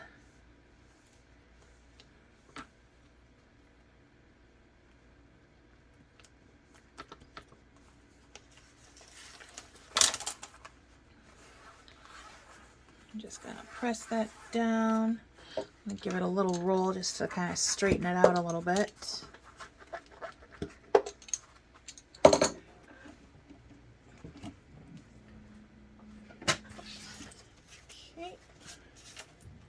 And I'm just going to stitch it at a 1/2 inch seam allowance. And I do want to state, I think I made a little bit of mistake. I think I made my pocket, or I made my pocket a little bit too long. It should have been the right length, but I wouldn't be surprised if I cut it too long. Because as long as you have it up 1 inch from the bottom, it should come to the right height. I think I got mine slightly too high, which means I'm going to end up sewing right through it in the back, which is fine. It's not a big deal. 1/2 inch seam allowance, dropping down to 3 1/4 stitch length. I'm just going to be going right through the top of the pocket.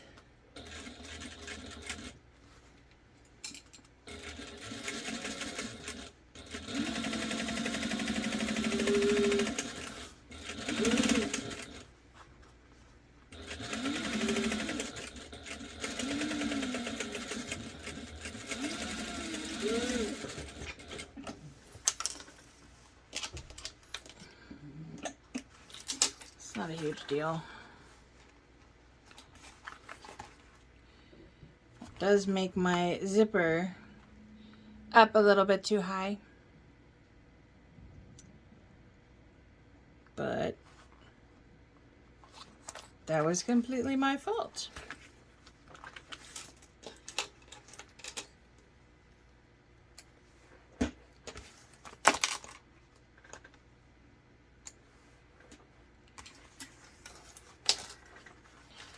Anyways, we're gonna fold this up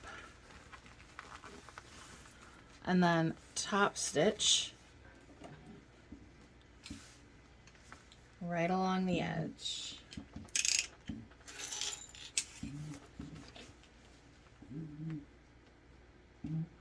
Eighth of an inch.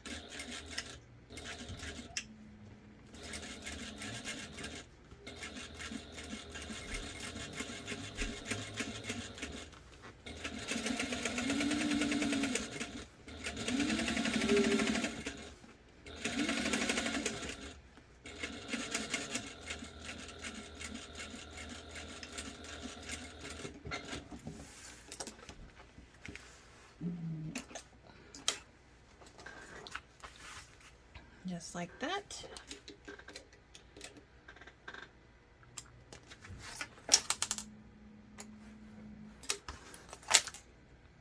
Then you're going to repeat on the other side.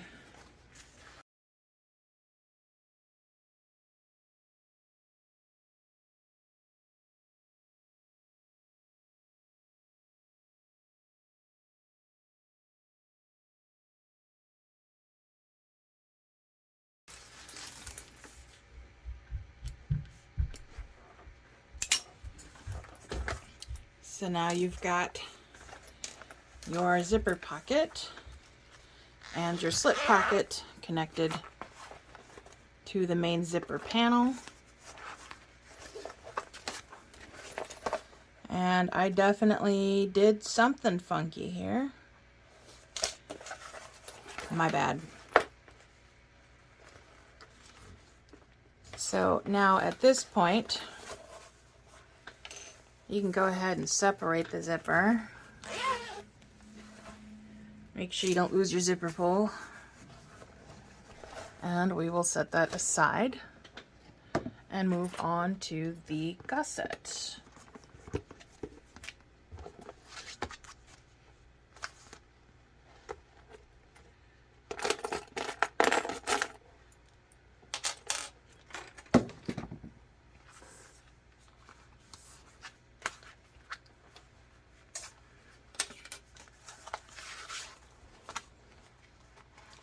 Now for this, you're going to want to find your center on each piece. I'm going to use a ruler to do this because I did Decoville light and heavy on here because I wanted it a little extra sturdy, which means it's a little harder to fold.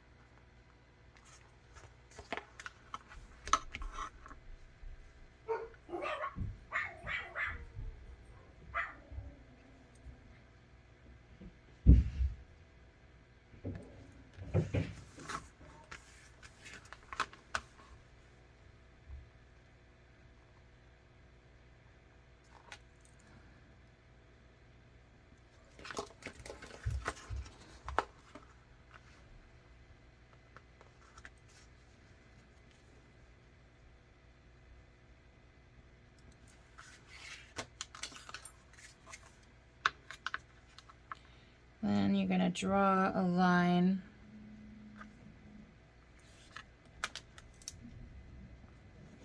eight inches up. Oops, I just went slightly past that. And then you're going to draw a 1-inch line right at the top of that.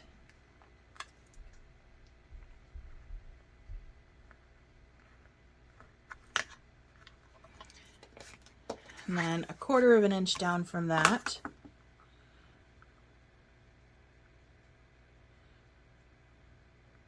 you're going to draw another 1-inch line.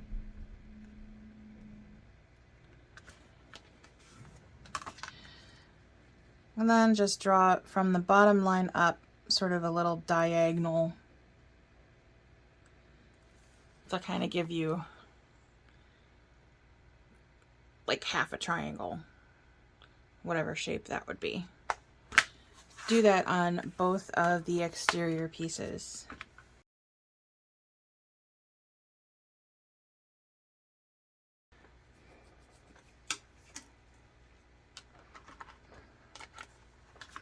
I'm going to go ahead and find the centers on these pieces really quick.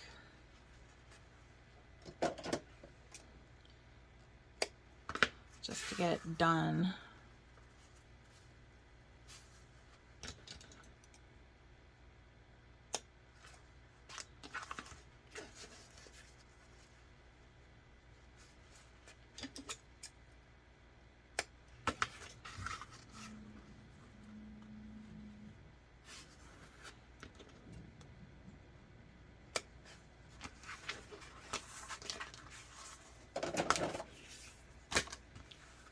Okay. So there's a side.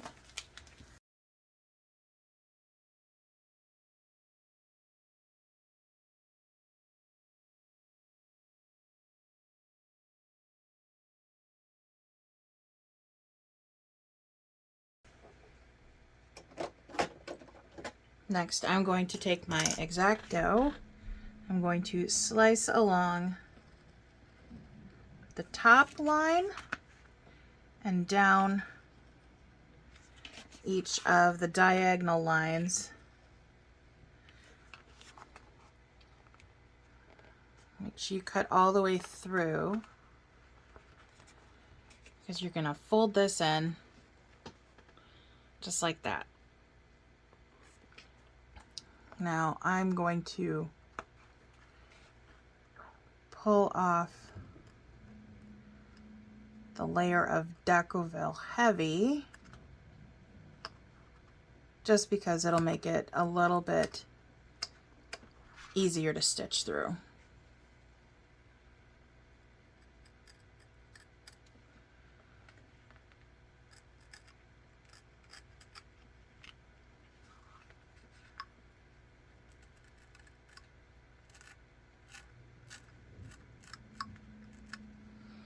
See, I just pulled off just that tiny little piece. Just makes it a little bit thinner for tucking that back. And then I'm going to take some double-sided tape. Surprise, surprise. And I'm going to put this right underneath the little flap. Fold it back. And then I'm going to take a bigger piece and put it right over the top of that flap.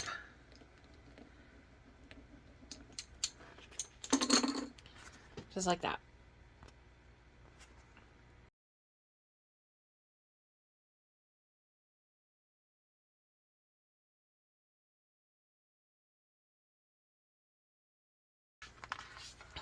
All right, so now you're going to take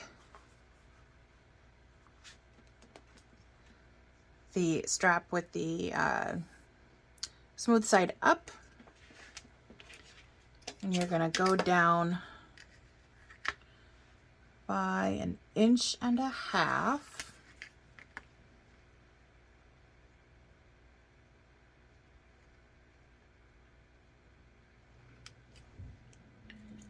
Just make a little line there.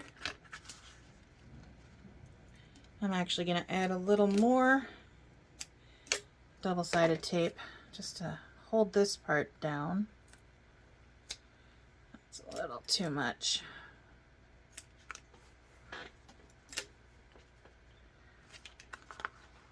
So I'm going to peel this piece off and this one, and just butt up the edge of the strap connector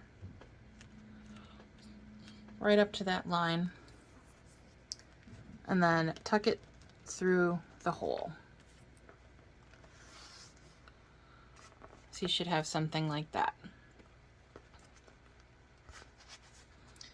Then you're going to pull the strap up, and you want to find an area roughly about here, and that's where you're going to stitch. You can do it from either side. I'm going to do it from this side, right about there, and I'm going to get the other one ready before I do.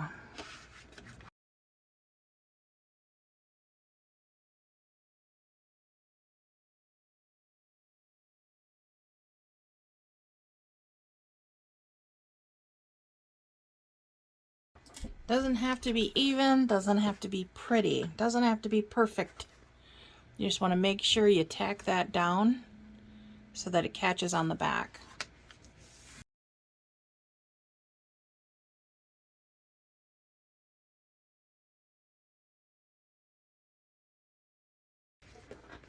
All right, now you're going to slip your D-ring on.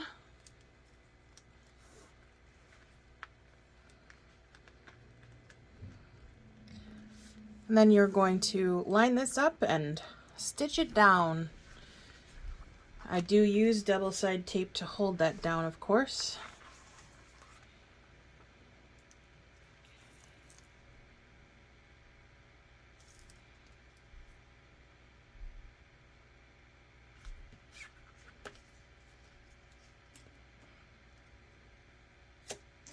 And just to make sure I line this up properly, I'm going to cut a little triangle out of the seam allowance on here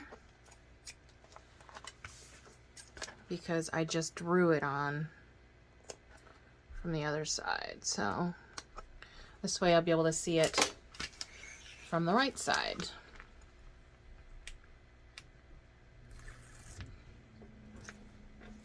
And you can take a ruler to make sure that you get it down there properly.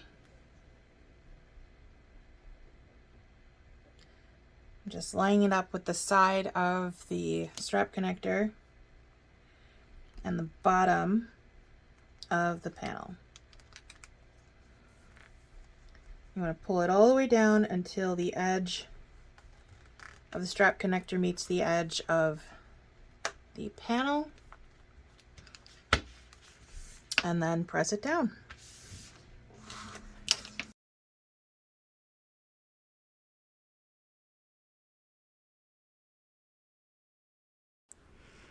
Popping in again just to let you know I had some problems with the audio in this clip.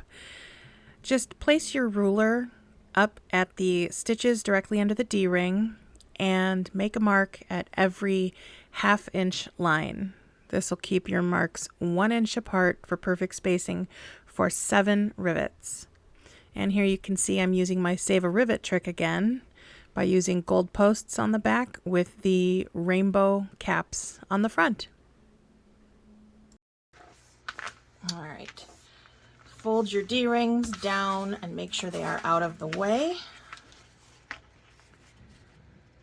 And then put your panels together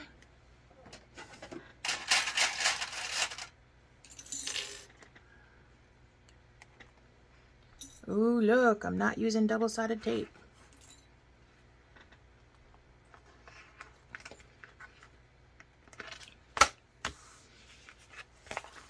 Just like this. Right sides together.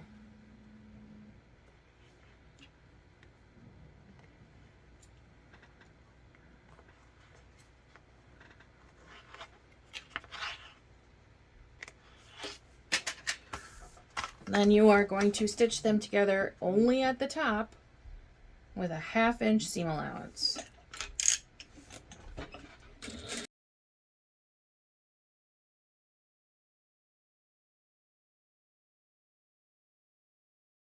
Then we're going to do the bottom.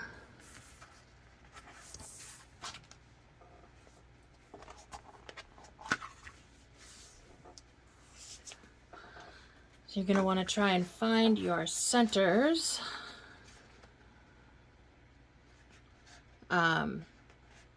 If you're adding bag feet. If you are not adding bag feet,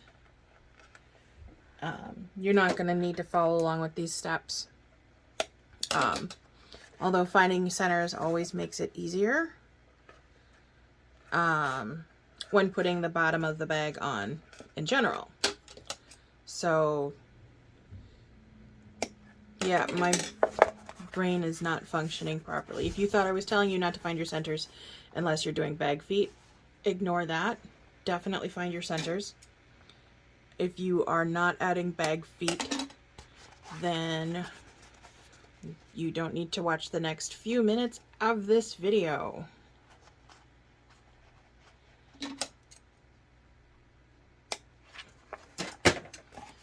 All right, with the centers found, I'm going to draw a line right through the middle of your bag, bottom, the long way and the short way. I can words. And I do this from both sides because somehow I always end up getting it wrong. So I just want to make sure I get right in the center. And as you can see, I now have a double line,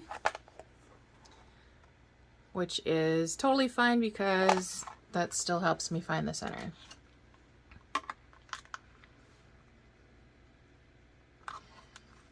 So I'm going to go 6.5 in.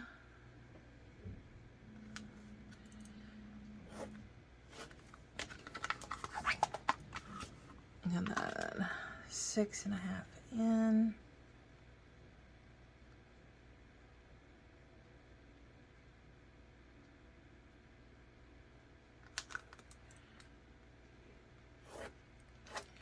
And I just did that wrong because it's 12.5, which means I need to go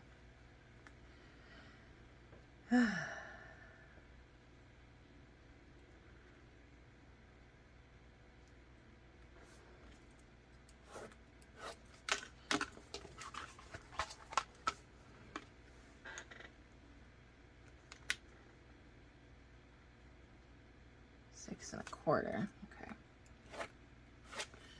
There. My math sucks. All right.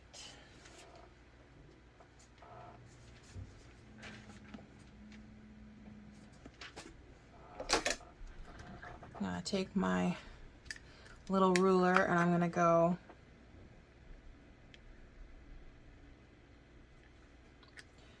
two inches towards the long side from the center and 4.5 inches towards the short side.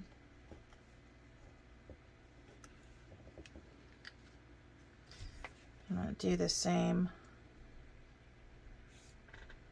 all around.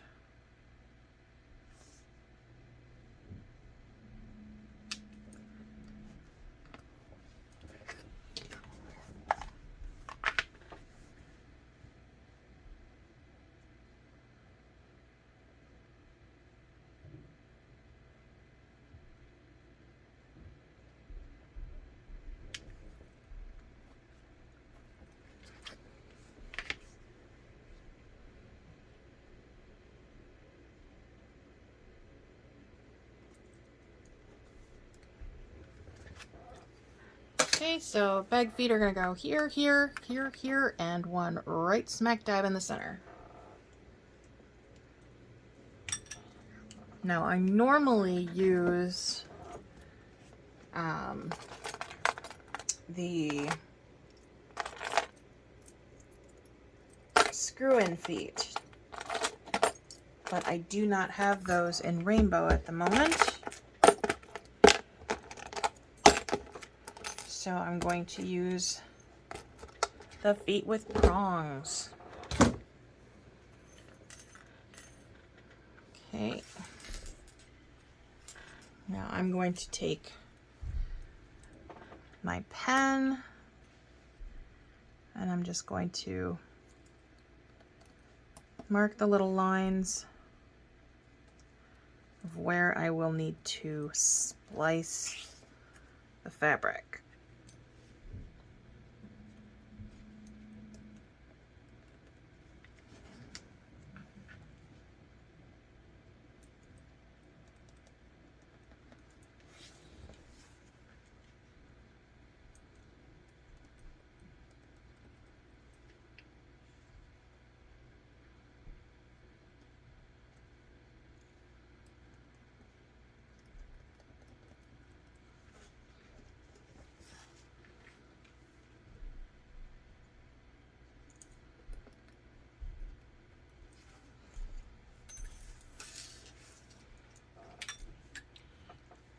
And then carefully taking my seam ripper, I am going to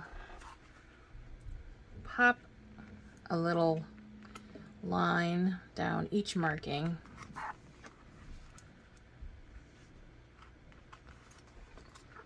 A little tip I like to use is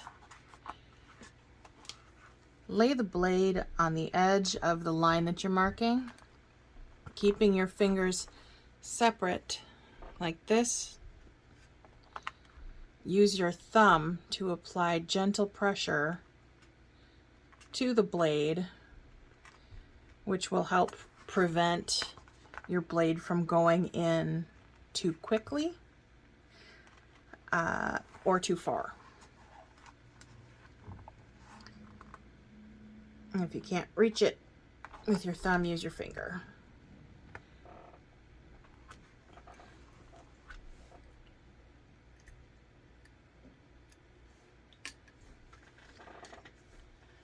All right. And then I separate the prongs.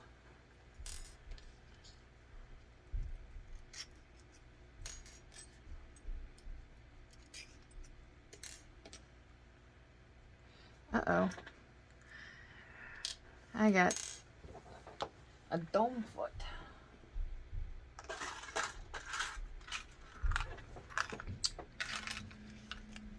That guy must have been left over from a set.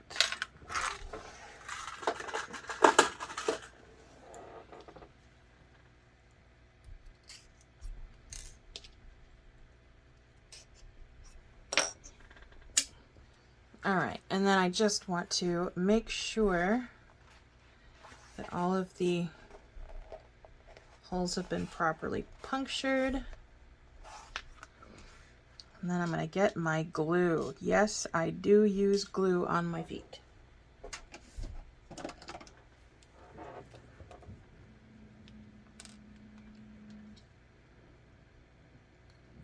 I use E6000, which is an industrial super glue.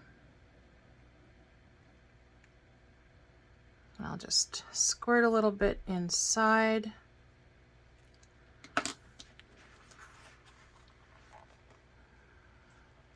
And then put it on. Once it's on,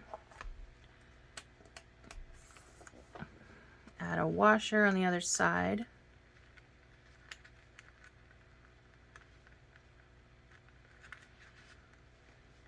And then open or close the prongs. These are long prongs, so I'm going to open them wide. And then go on to the next one.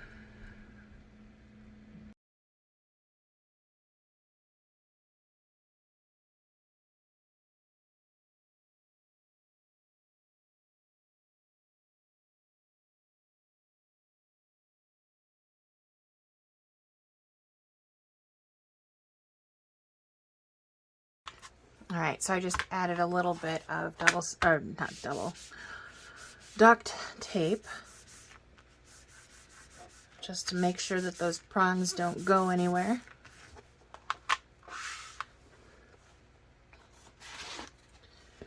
Then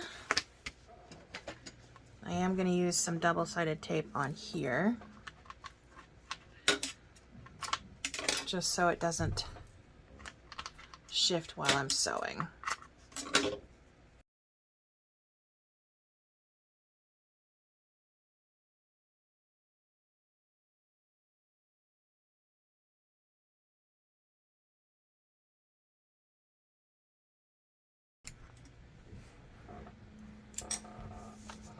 Just like that.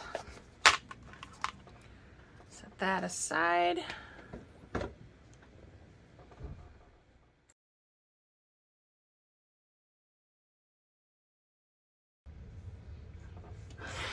Okay, so it's a new day. I've actually had some sleep, and now my kids are off at school again, so I'm going to pick up where I left off.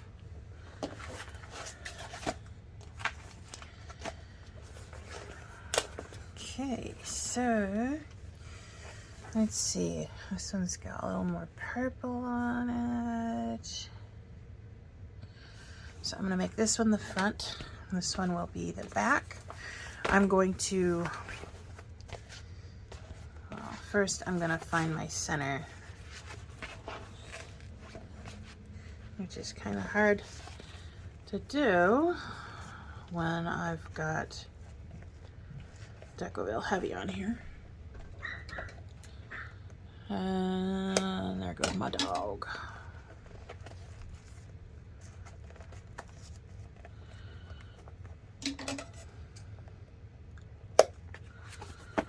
May as well do this one while I'm at it.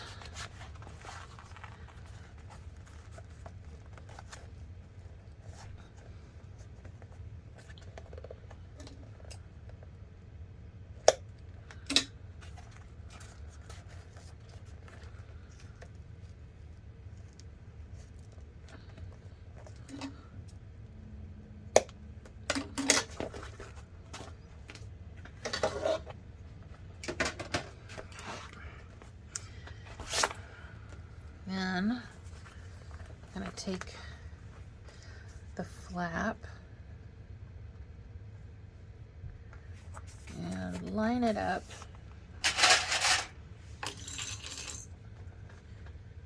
right along one long edge of the back exterior panel.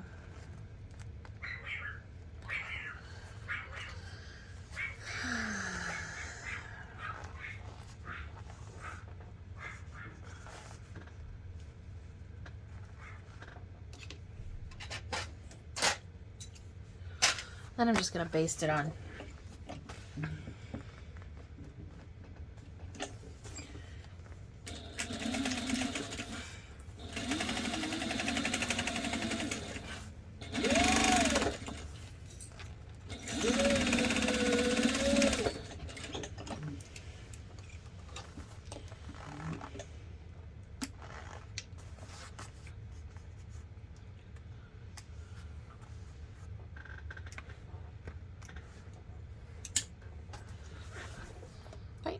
Just like that. Now it is time for assembly. I'm going to need these. So my zippered pocket is going to go onto the back panel, and the slip pocket goes onto the front panel. You don't want to go right side to right side. Just clip those together.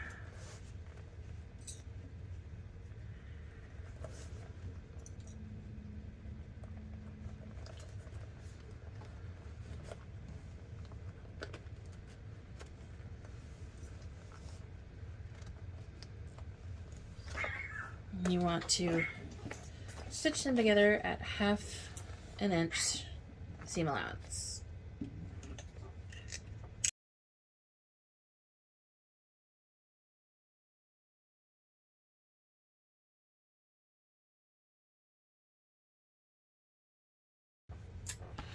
And you want to make sure to clip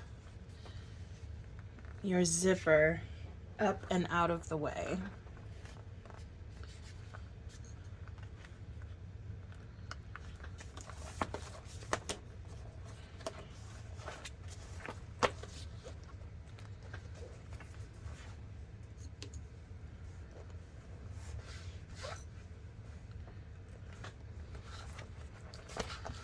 Okay, I'm going to start with the section that has the flap. So we got the lining side down here, the exterior out up there.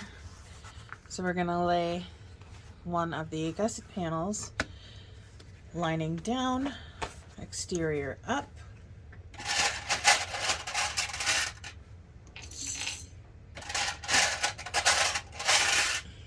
I'm gonna grab a lot of clips.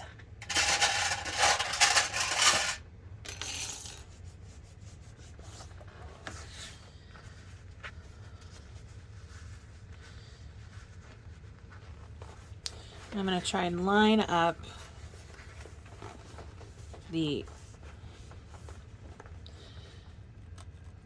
center line between the interior and exterior on both panels.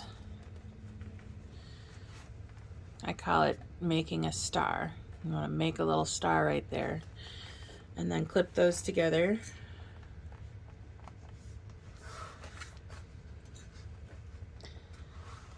And then clip all the way down on both sides.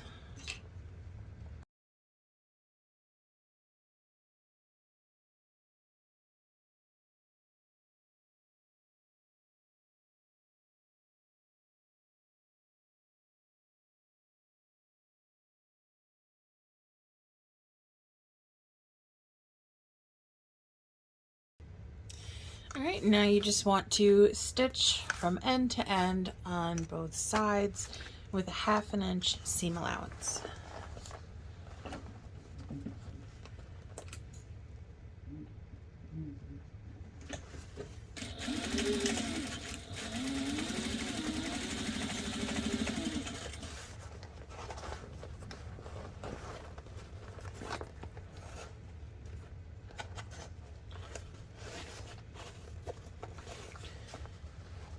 Folding the flap back actually helps quite a bit.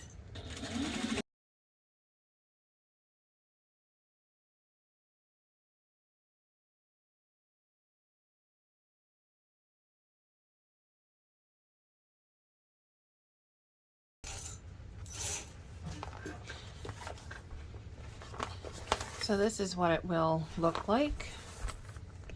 I'm going to do a second row of stitching just to be on the safe side.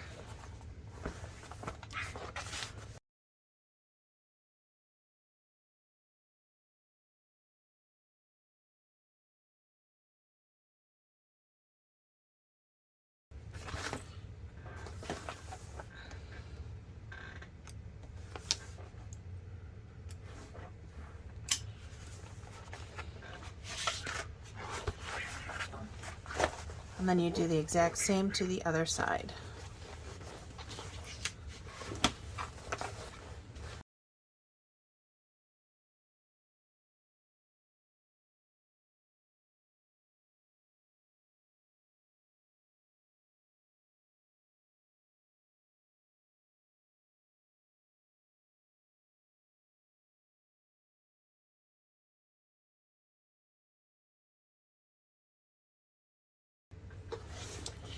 Okay, now you want to make sure that at the very least you cut down these corners. Whoops, I did not see that I did that. Hold on, let me fix this really quick.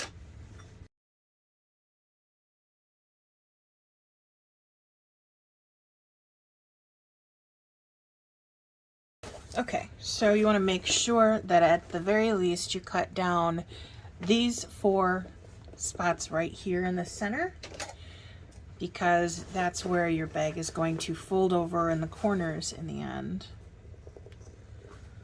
Or those are going to be the rather top 4 corners. And then you can trim down the seam allowance by half.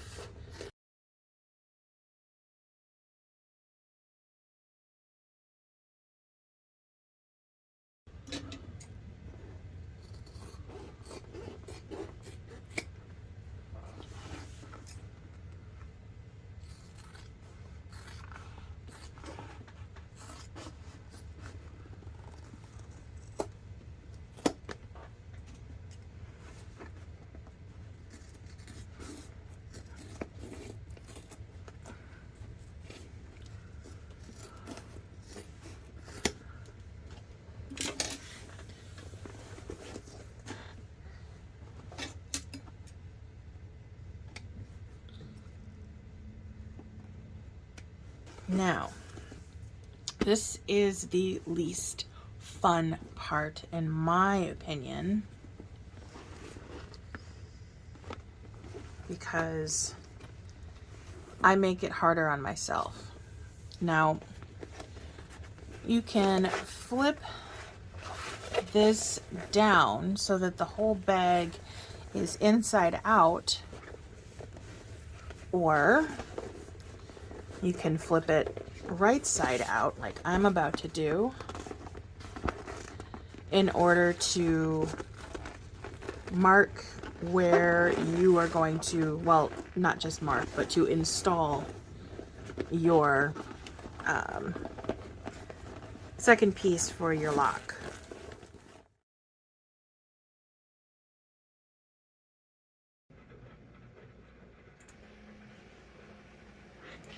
Okay, I am back, and my hardware came in the mail yesterday, but I had other projects that I was working on, so I didn't get back to working on this bag. But now I can show you how I find the proper location for where I'm going to put my lock. So I'm going to use a little bit of double-sided tape just to kind of hold the flap in place for a moment.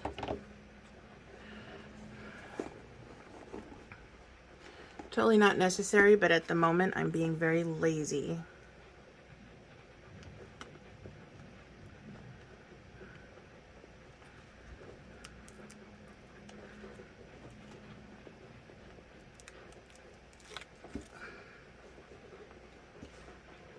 All right, so I'm lining up. Hope you can see that. I want to line up where my lock flap extension is. I also want to make sure that the flap lines up with the front of the bag so that it's not shifting or overlapping in either direction. Then, this is all I could get within a couple of days.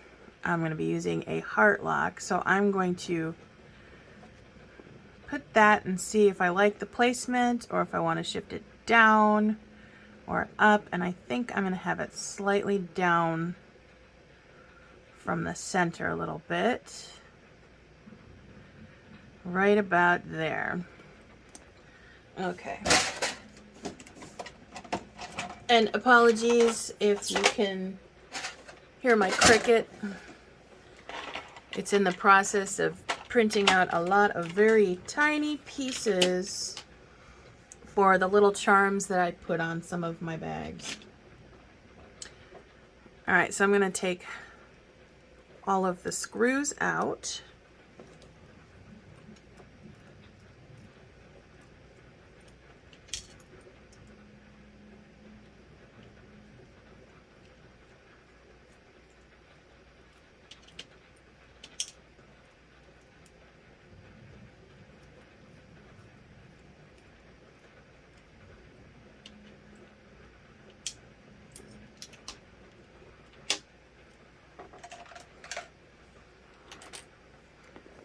And I've got my silver marking pen, and I'm going to put it right back about where I wanted it, which was just a little shy of the center.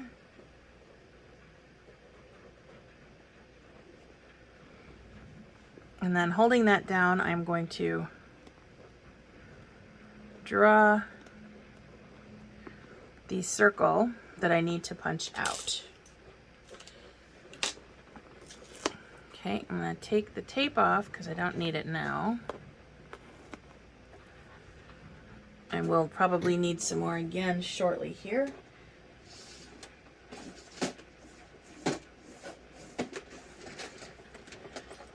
All right, so I'm going to take the bag and my cutting board, cutting mat, whatever. It's still something used to cut on, right? And I got a mallet.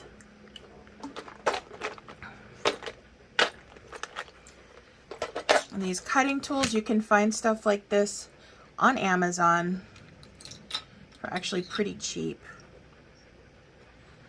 I'm gonna find one that will fit.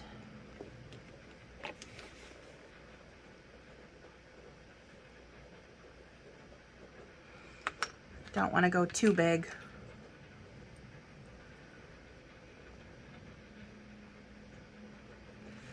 All right, I'm gonna try this one.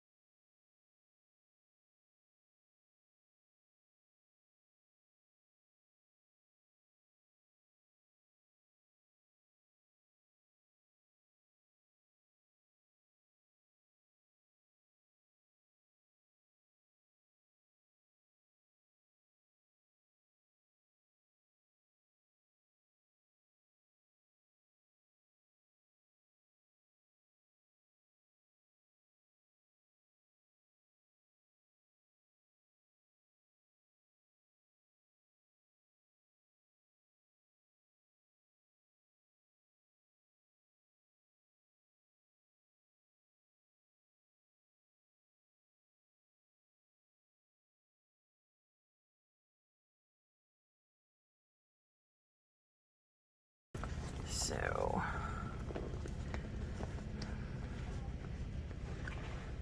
again, I just want to kind of line this up with where I want it to be. I'm going to stand it up, squeeze in the sides.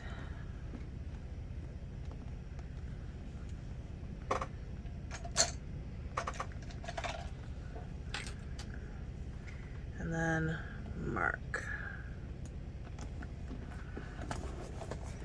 Just like that. Okay.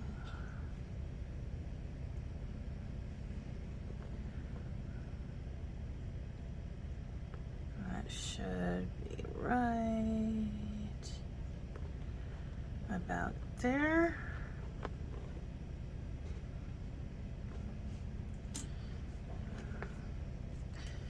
Now you just cross your fingers and hope for the best.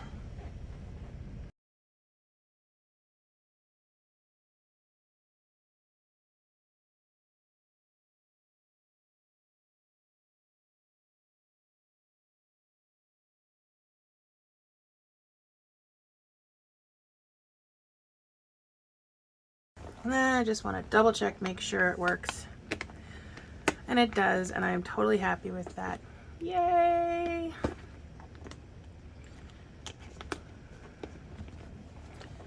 All right, now for the fun part.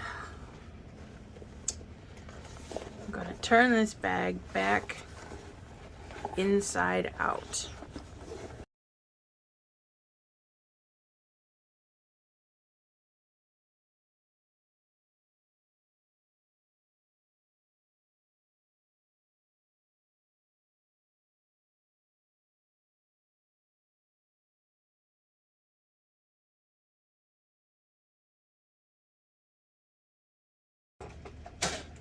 right, now I'm going to take my glass running pliers.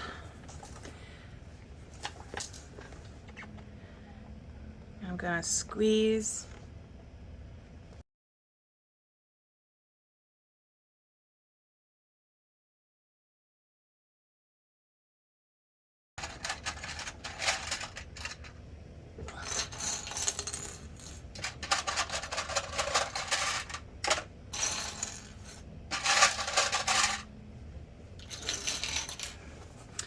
All right, so I am going to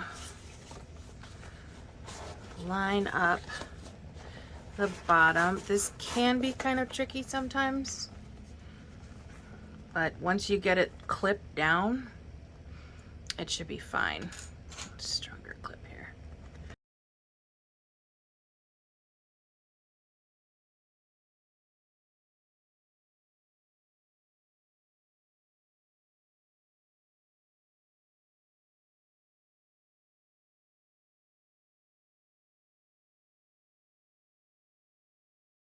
All right, and then just go ahead and top stitch right around the top of the bag.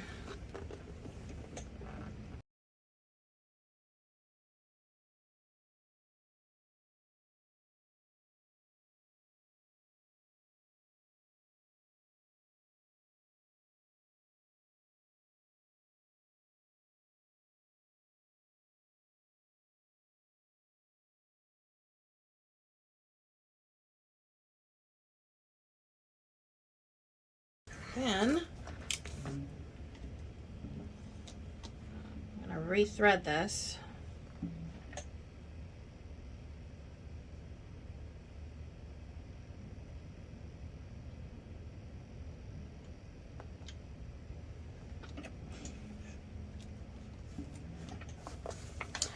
And then I will baste the bottom.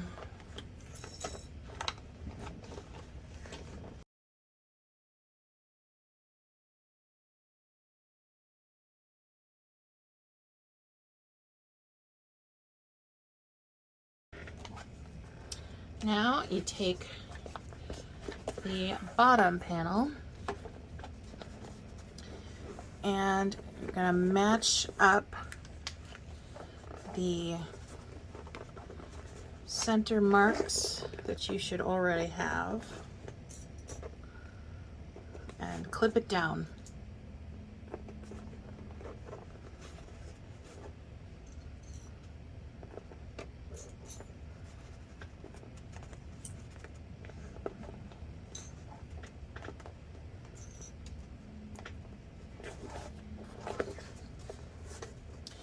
Now, you'll notice that the bottom of the bag doesn't line up perfectly with this edge. That's because it's an inch longer. It's supposed to be that way. And what you want to do is clip down all along the center, and you'll see that the overhang, there should be a 1/2 inch overhang that goes just past the corner seam. So it'll look like kind of like that. Here's where you're gonna, here, let me point with something sharper. Right here is where you're gonna start your stitches, right at that seam, and you're gonna stitch all the way down to the same seam on the other side. So you're gonna leave that extra 1/2 inch hanging free.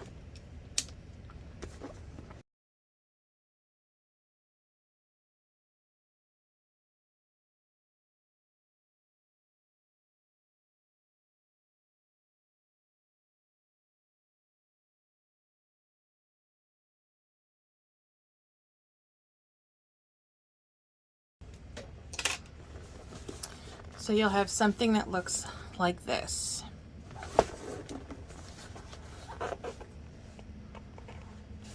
See? So it's not stitched down on either edge. And you pull it up and line it up on the gussets.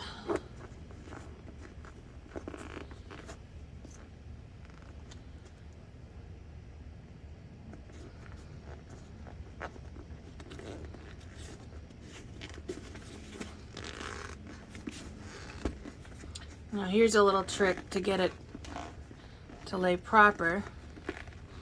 Bend it outwards.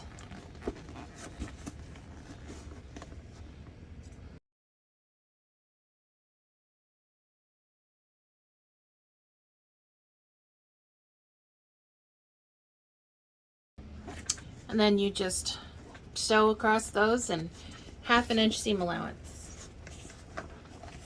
And I find that it helps to squish the bag down, to get it out of the way of the machine head.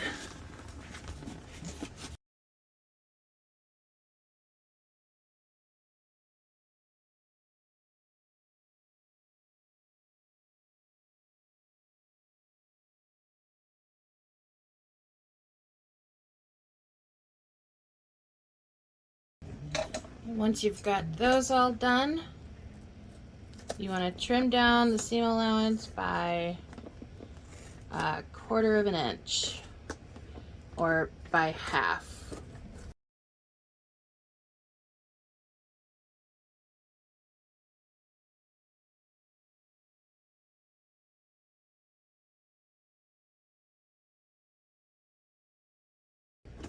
Alright, so ignoring my janky corner here, this is what your bottom should roughly look like.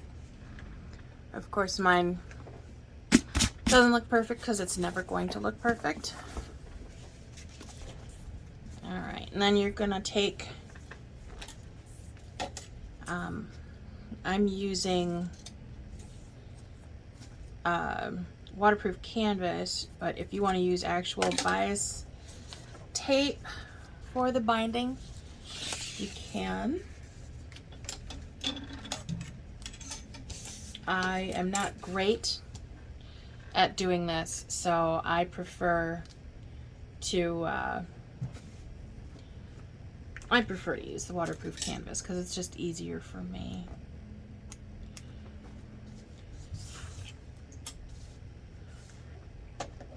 And you are free to do this how you choose.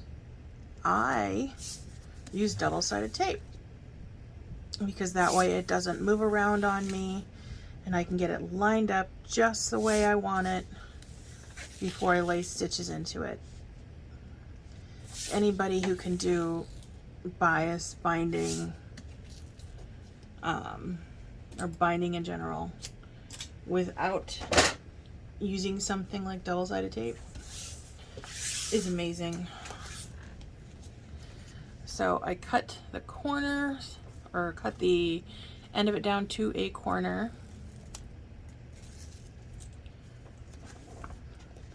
And then I will just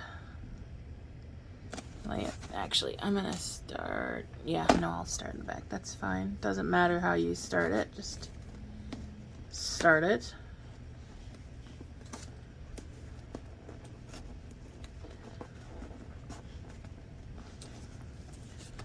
You just want to make sure it's on there evenly so that when you stitch, it will go all the way through both sides.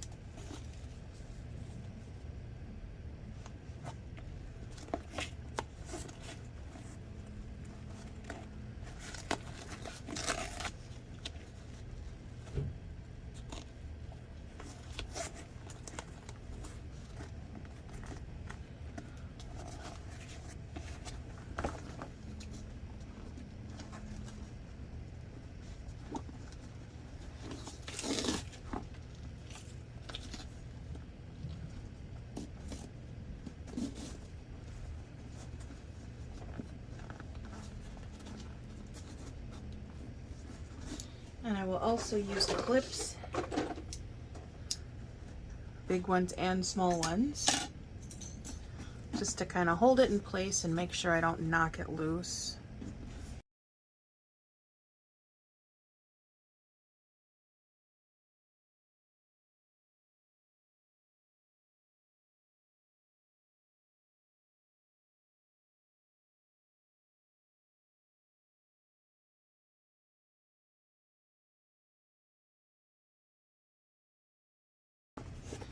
just like that. So I'm going to go ahead and change my thread really quick, and then I will come back and stitch it.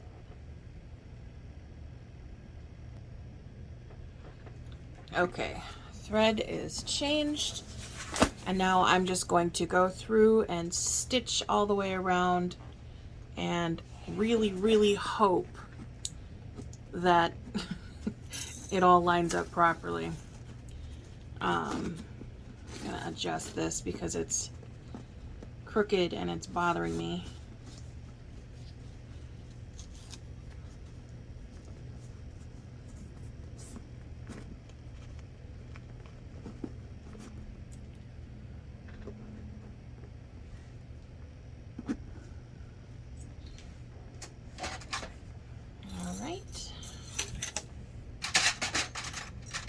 Here we go. Wish me luck.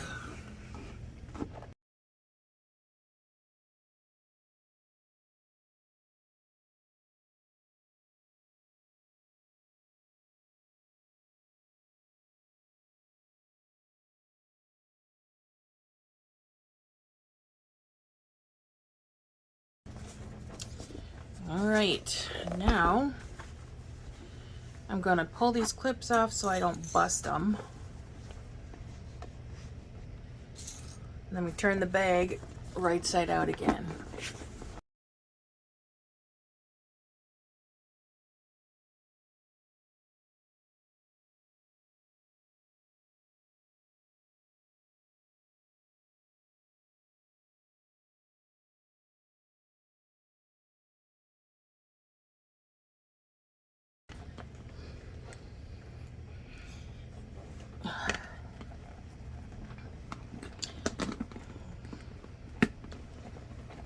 And it still fits, yay!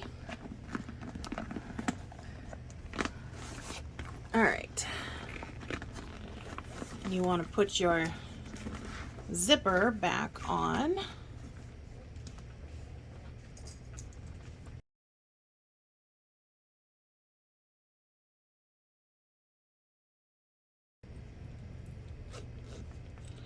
All right, I just want to make sure it lines up.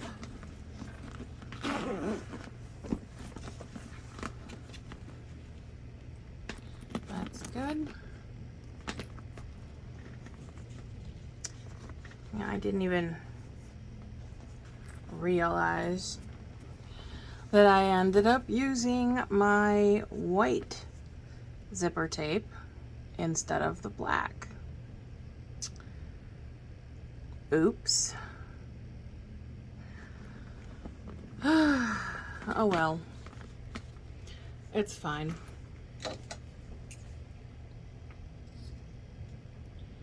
I'm just gonna even this out a little bit.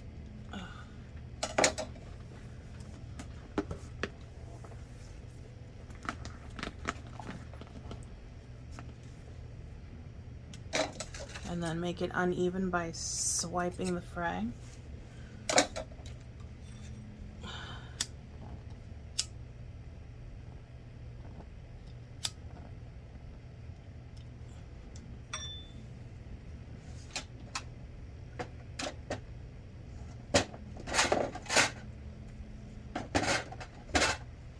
Now guess what I'm gonna use?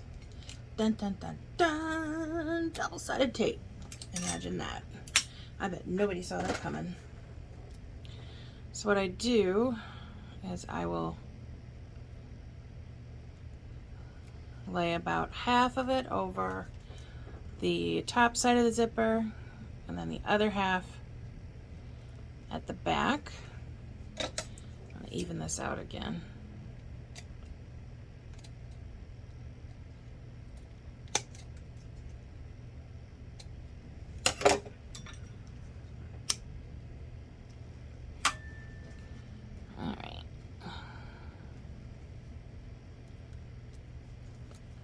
Take that off,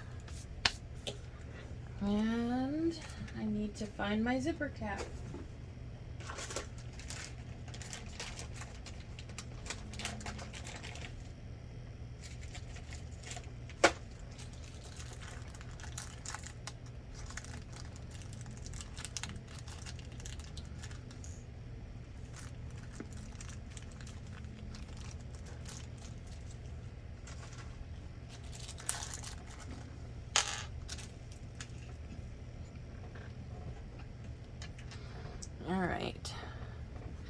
So now I'm going to fold the side that doesn't have the tape on it in. I'm sorry, I messed up. Fold the side that does have the tape in, and then the side that doesn't have the tape over that. So it'll just kind of hold that in place. And then I will wiggle it into the cap. The tape makes it a little harder to get in there, but it also holds it more secure. All right, and once that's in, I kind of fluff around with the tape, with the zipper tape.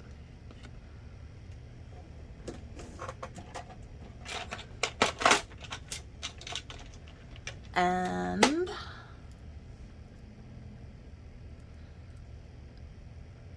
add the screw. I used to use glue for this, but it's just messy.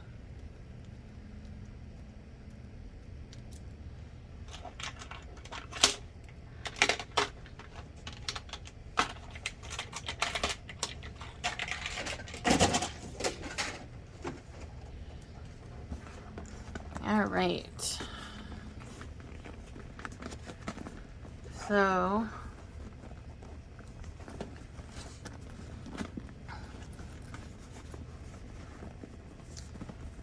now yours is not going to hang down this low.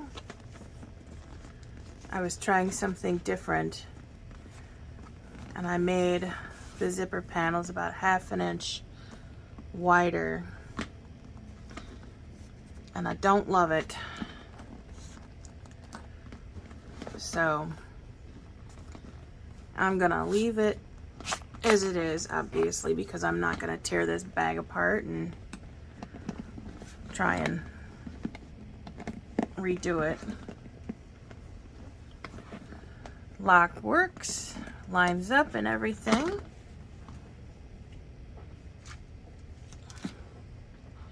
Now these straps are just decorative, which means they're just there to look good. But if you wanted to, you could add a snap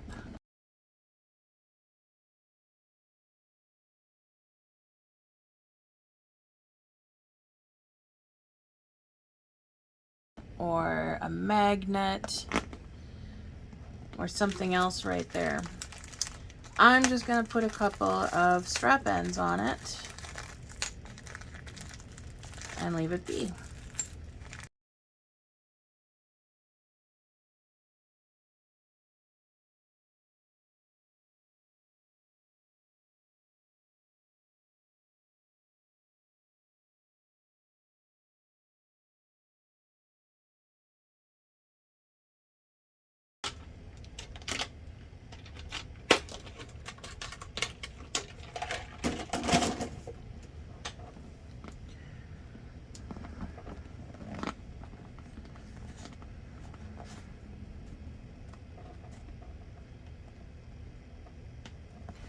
Part of me wished I would have done another 1 or 2 rivets on here, but I kind of like it being loose.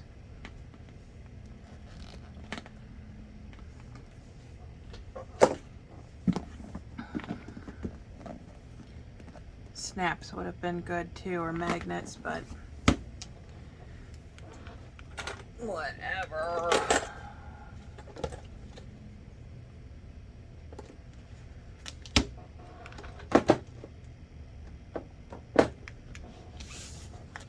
All right, now for the handle.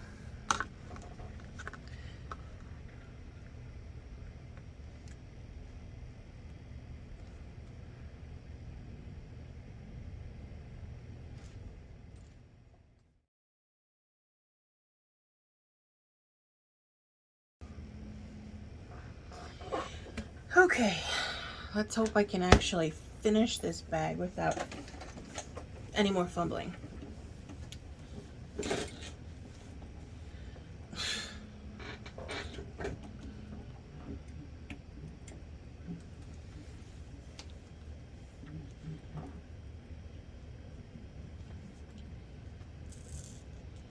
I'll make sure this is lined up.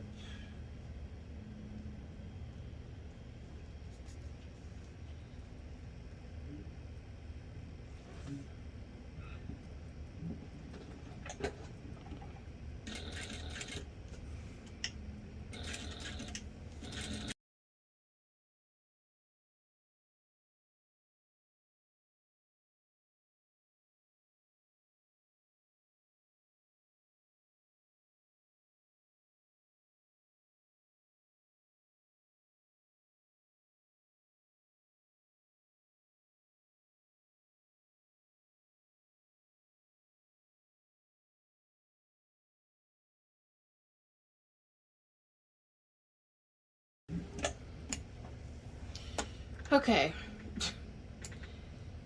I just had nightmare after nightmare after nightmare after nightmare trying to get these straps, not even these straps, just the shoulder strap sewn.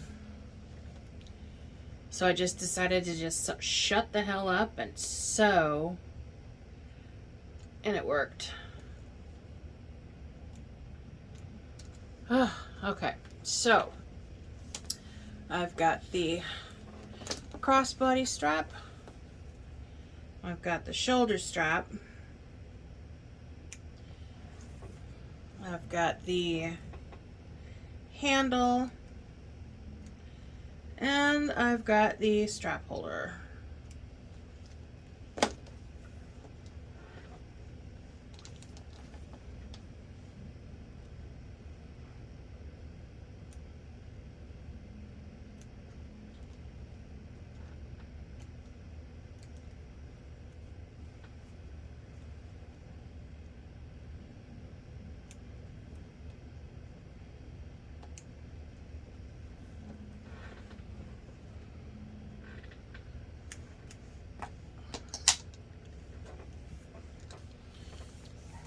Okay.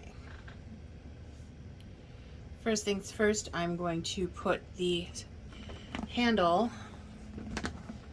on the bag.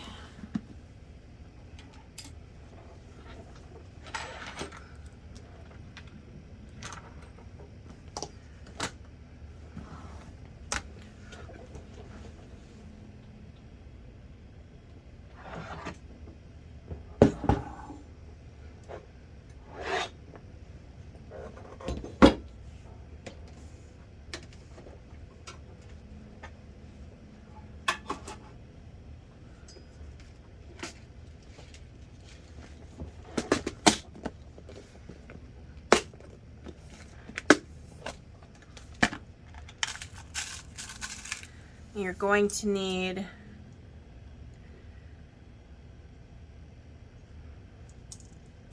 four rivets for attaching it to the bag. And then if you want to add any decorative rivets, you can do that as well. So this strap is going to be about 4 inches shorter.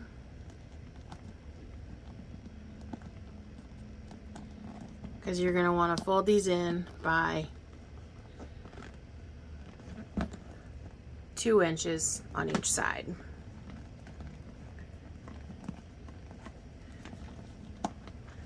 So what I will do is I'm going to take a little bit of double-sided tape just to fold in the ends and hold them in place. I'm not using hooks on here, but I am setting it on there temporarily so that I can see just how much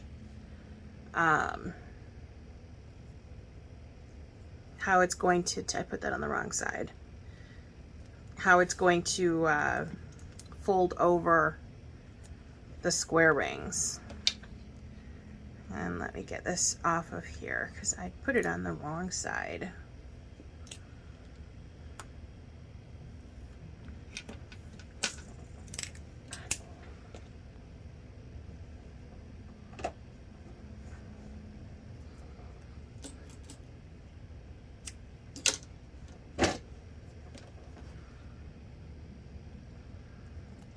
There we go. All right, so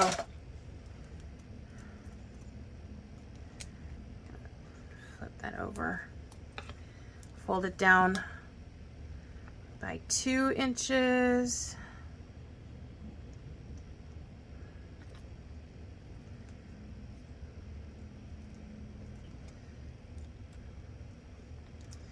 I think I'm actually gonna fold it down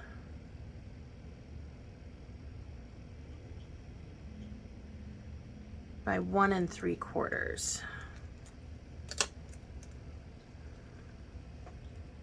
Just because it's a smaller strap than I had originally intended. If it's gonna go in widthwise, I'm gonna shorten it a little bit lengthwise as well.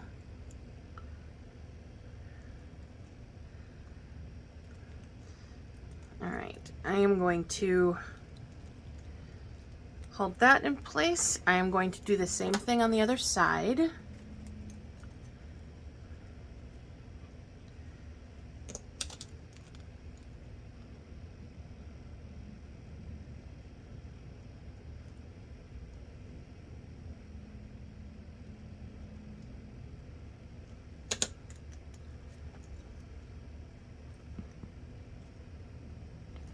And I will show you why I've got the hooks in here and why I'm taping it down.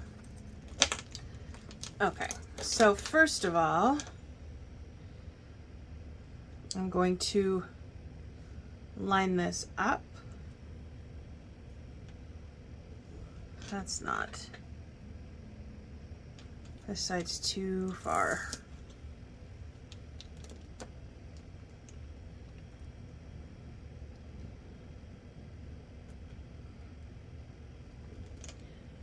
There we go. All right, I'm going to take my silver marking pen and I'm going to mark a spot at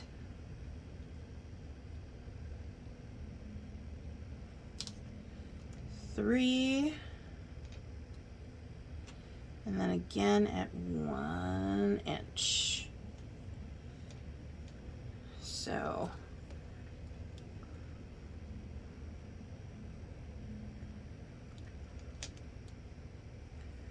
one, 2, 3, and 1 inch. And then I think I'm actually going to use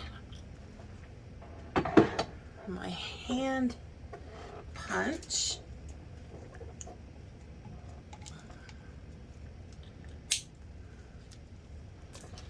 I'm going to go ahead and punch these holes.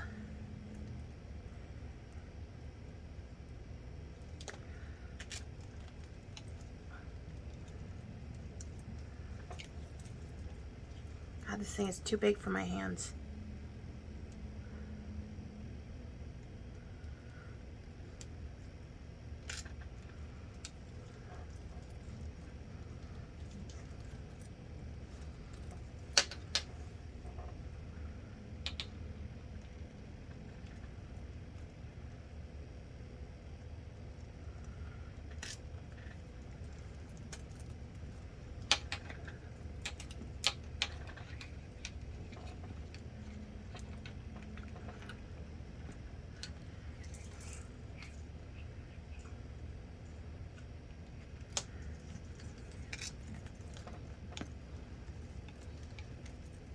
All right, so now I've got those and I can take off the hooks now.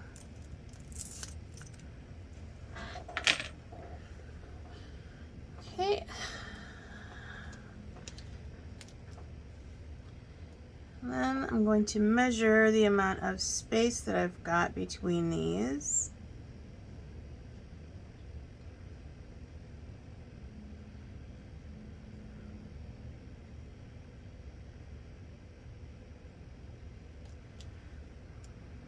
And then I'm going to do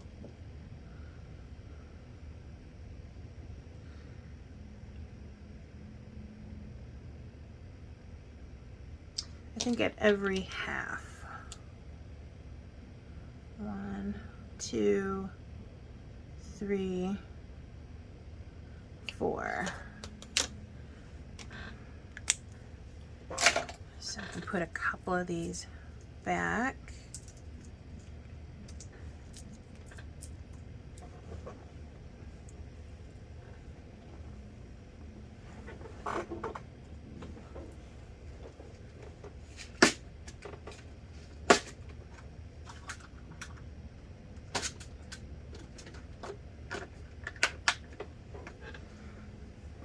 All right. Then I'm going to go ahead and punch these holes and set these rivets because it won't be as easy to do it once the handle is on. And I would rather get as many of these done as I can before I put the handle on.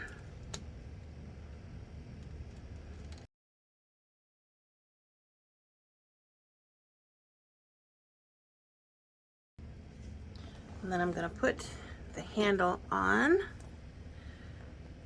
matching up those holes with the rivets.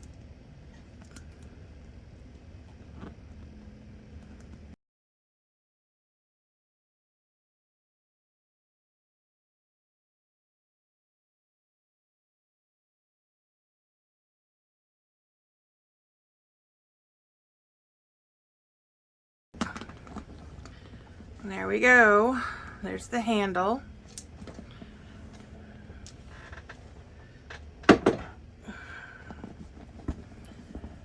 Just like that.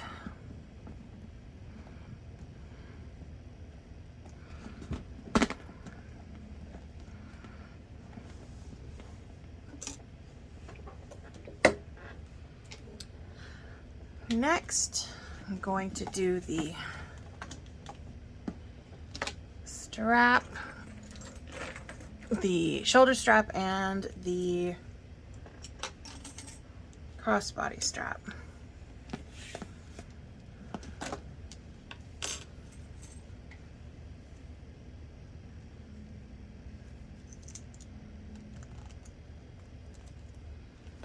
Okay, put that on, put it at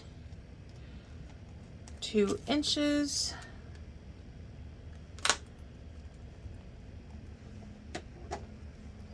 Piece double-sided tape.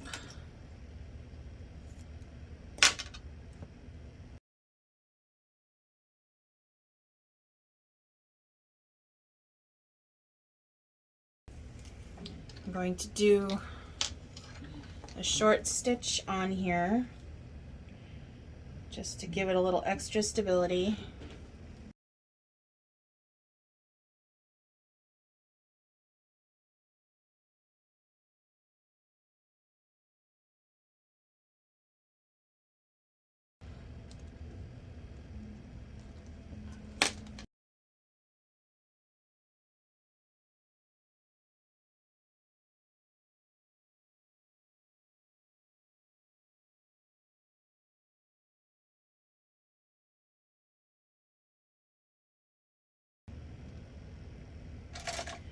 And again, I go up 1, 2, 3, and then up to the 1/2 inch, or to the 1 inch mark.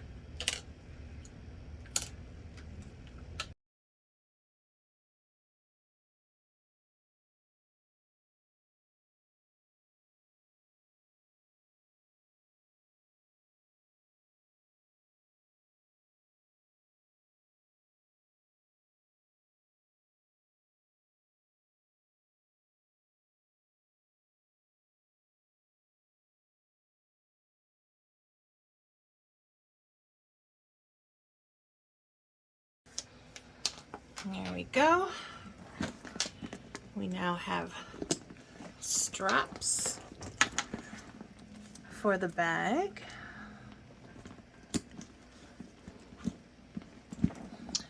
Yay!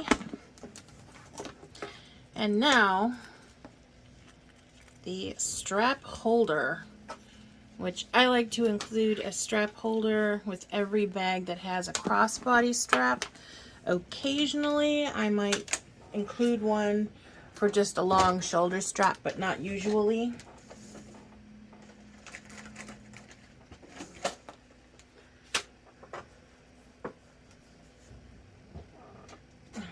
need my punch one more time.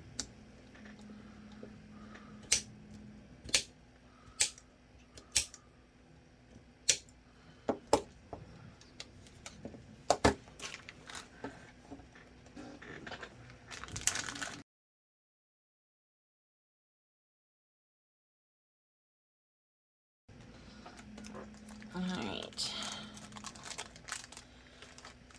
So this is a little 6-inch piece of vinyl. It's built the way all my other straps are, except it's 6 inches long. So what I'm going to do is I'm going to take the cap and I'm just going to press it firmly right where I want it to be, so I get that little indent. Then I will take my punch and actually finalize the hole. Then I will do the same thing on the other side.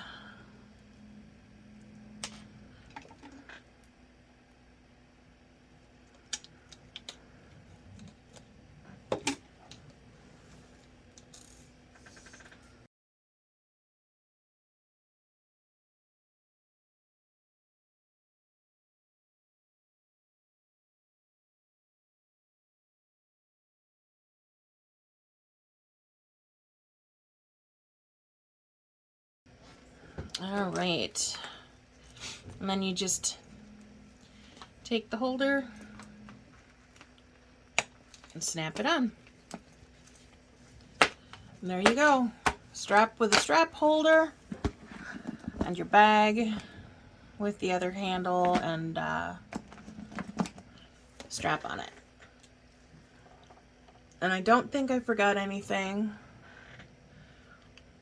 And it's 1:30 in the morning and I can't think anymore. So I'm gonna bid you adieu and I'm gonna take my happy ass to bed. Hopefully this video isn't complete crap, and I'm hoping I was able to help you walk through making my narcissist pattern. And I would love to see whatever you make with it. I do not currently have a group. Anyways, yeah. Bye-bye.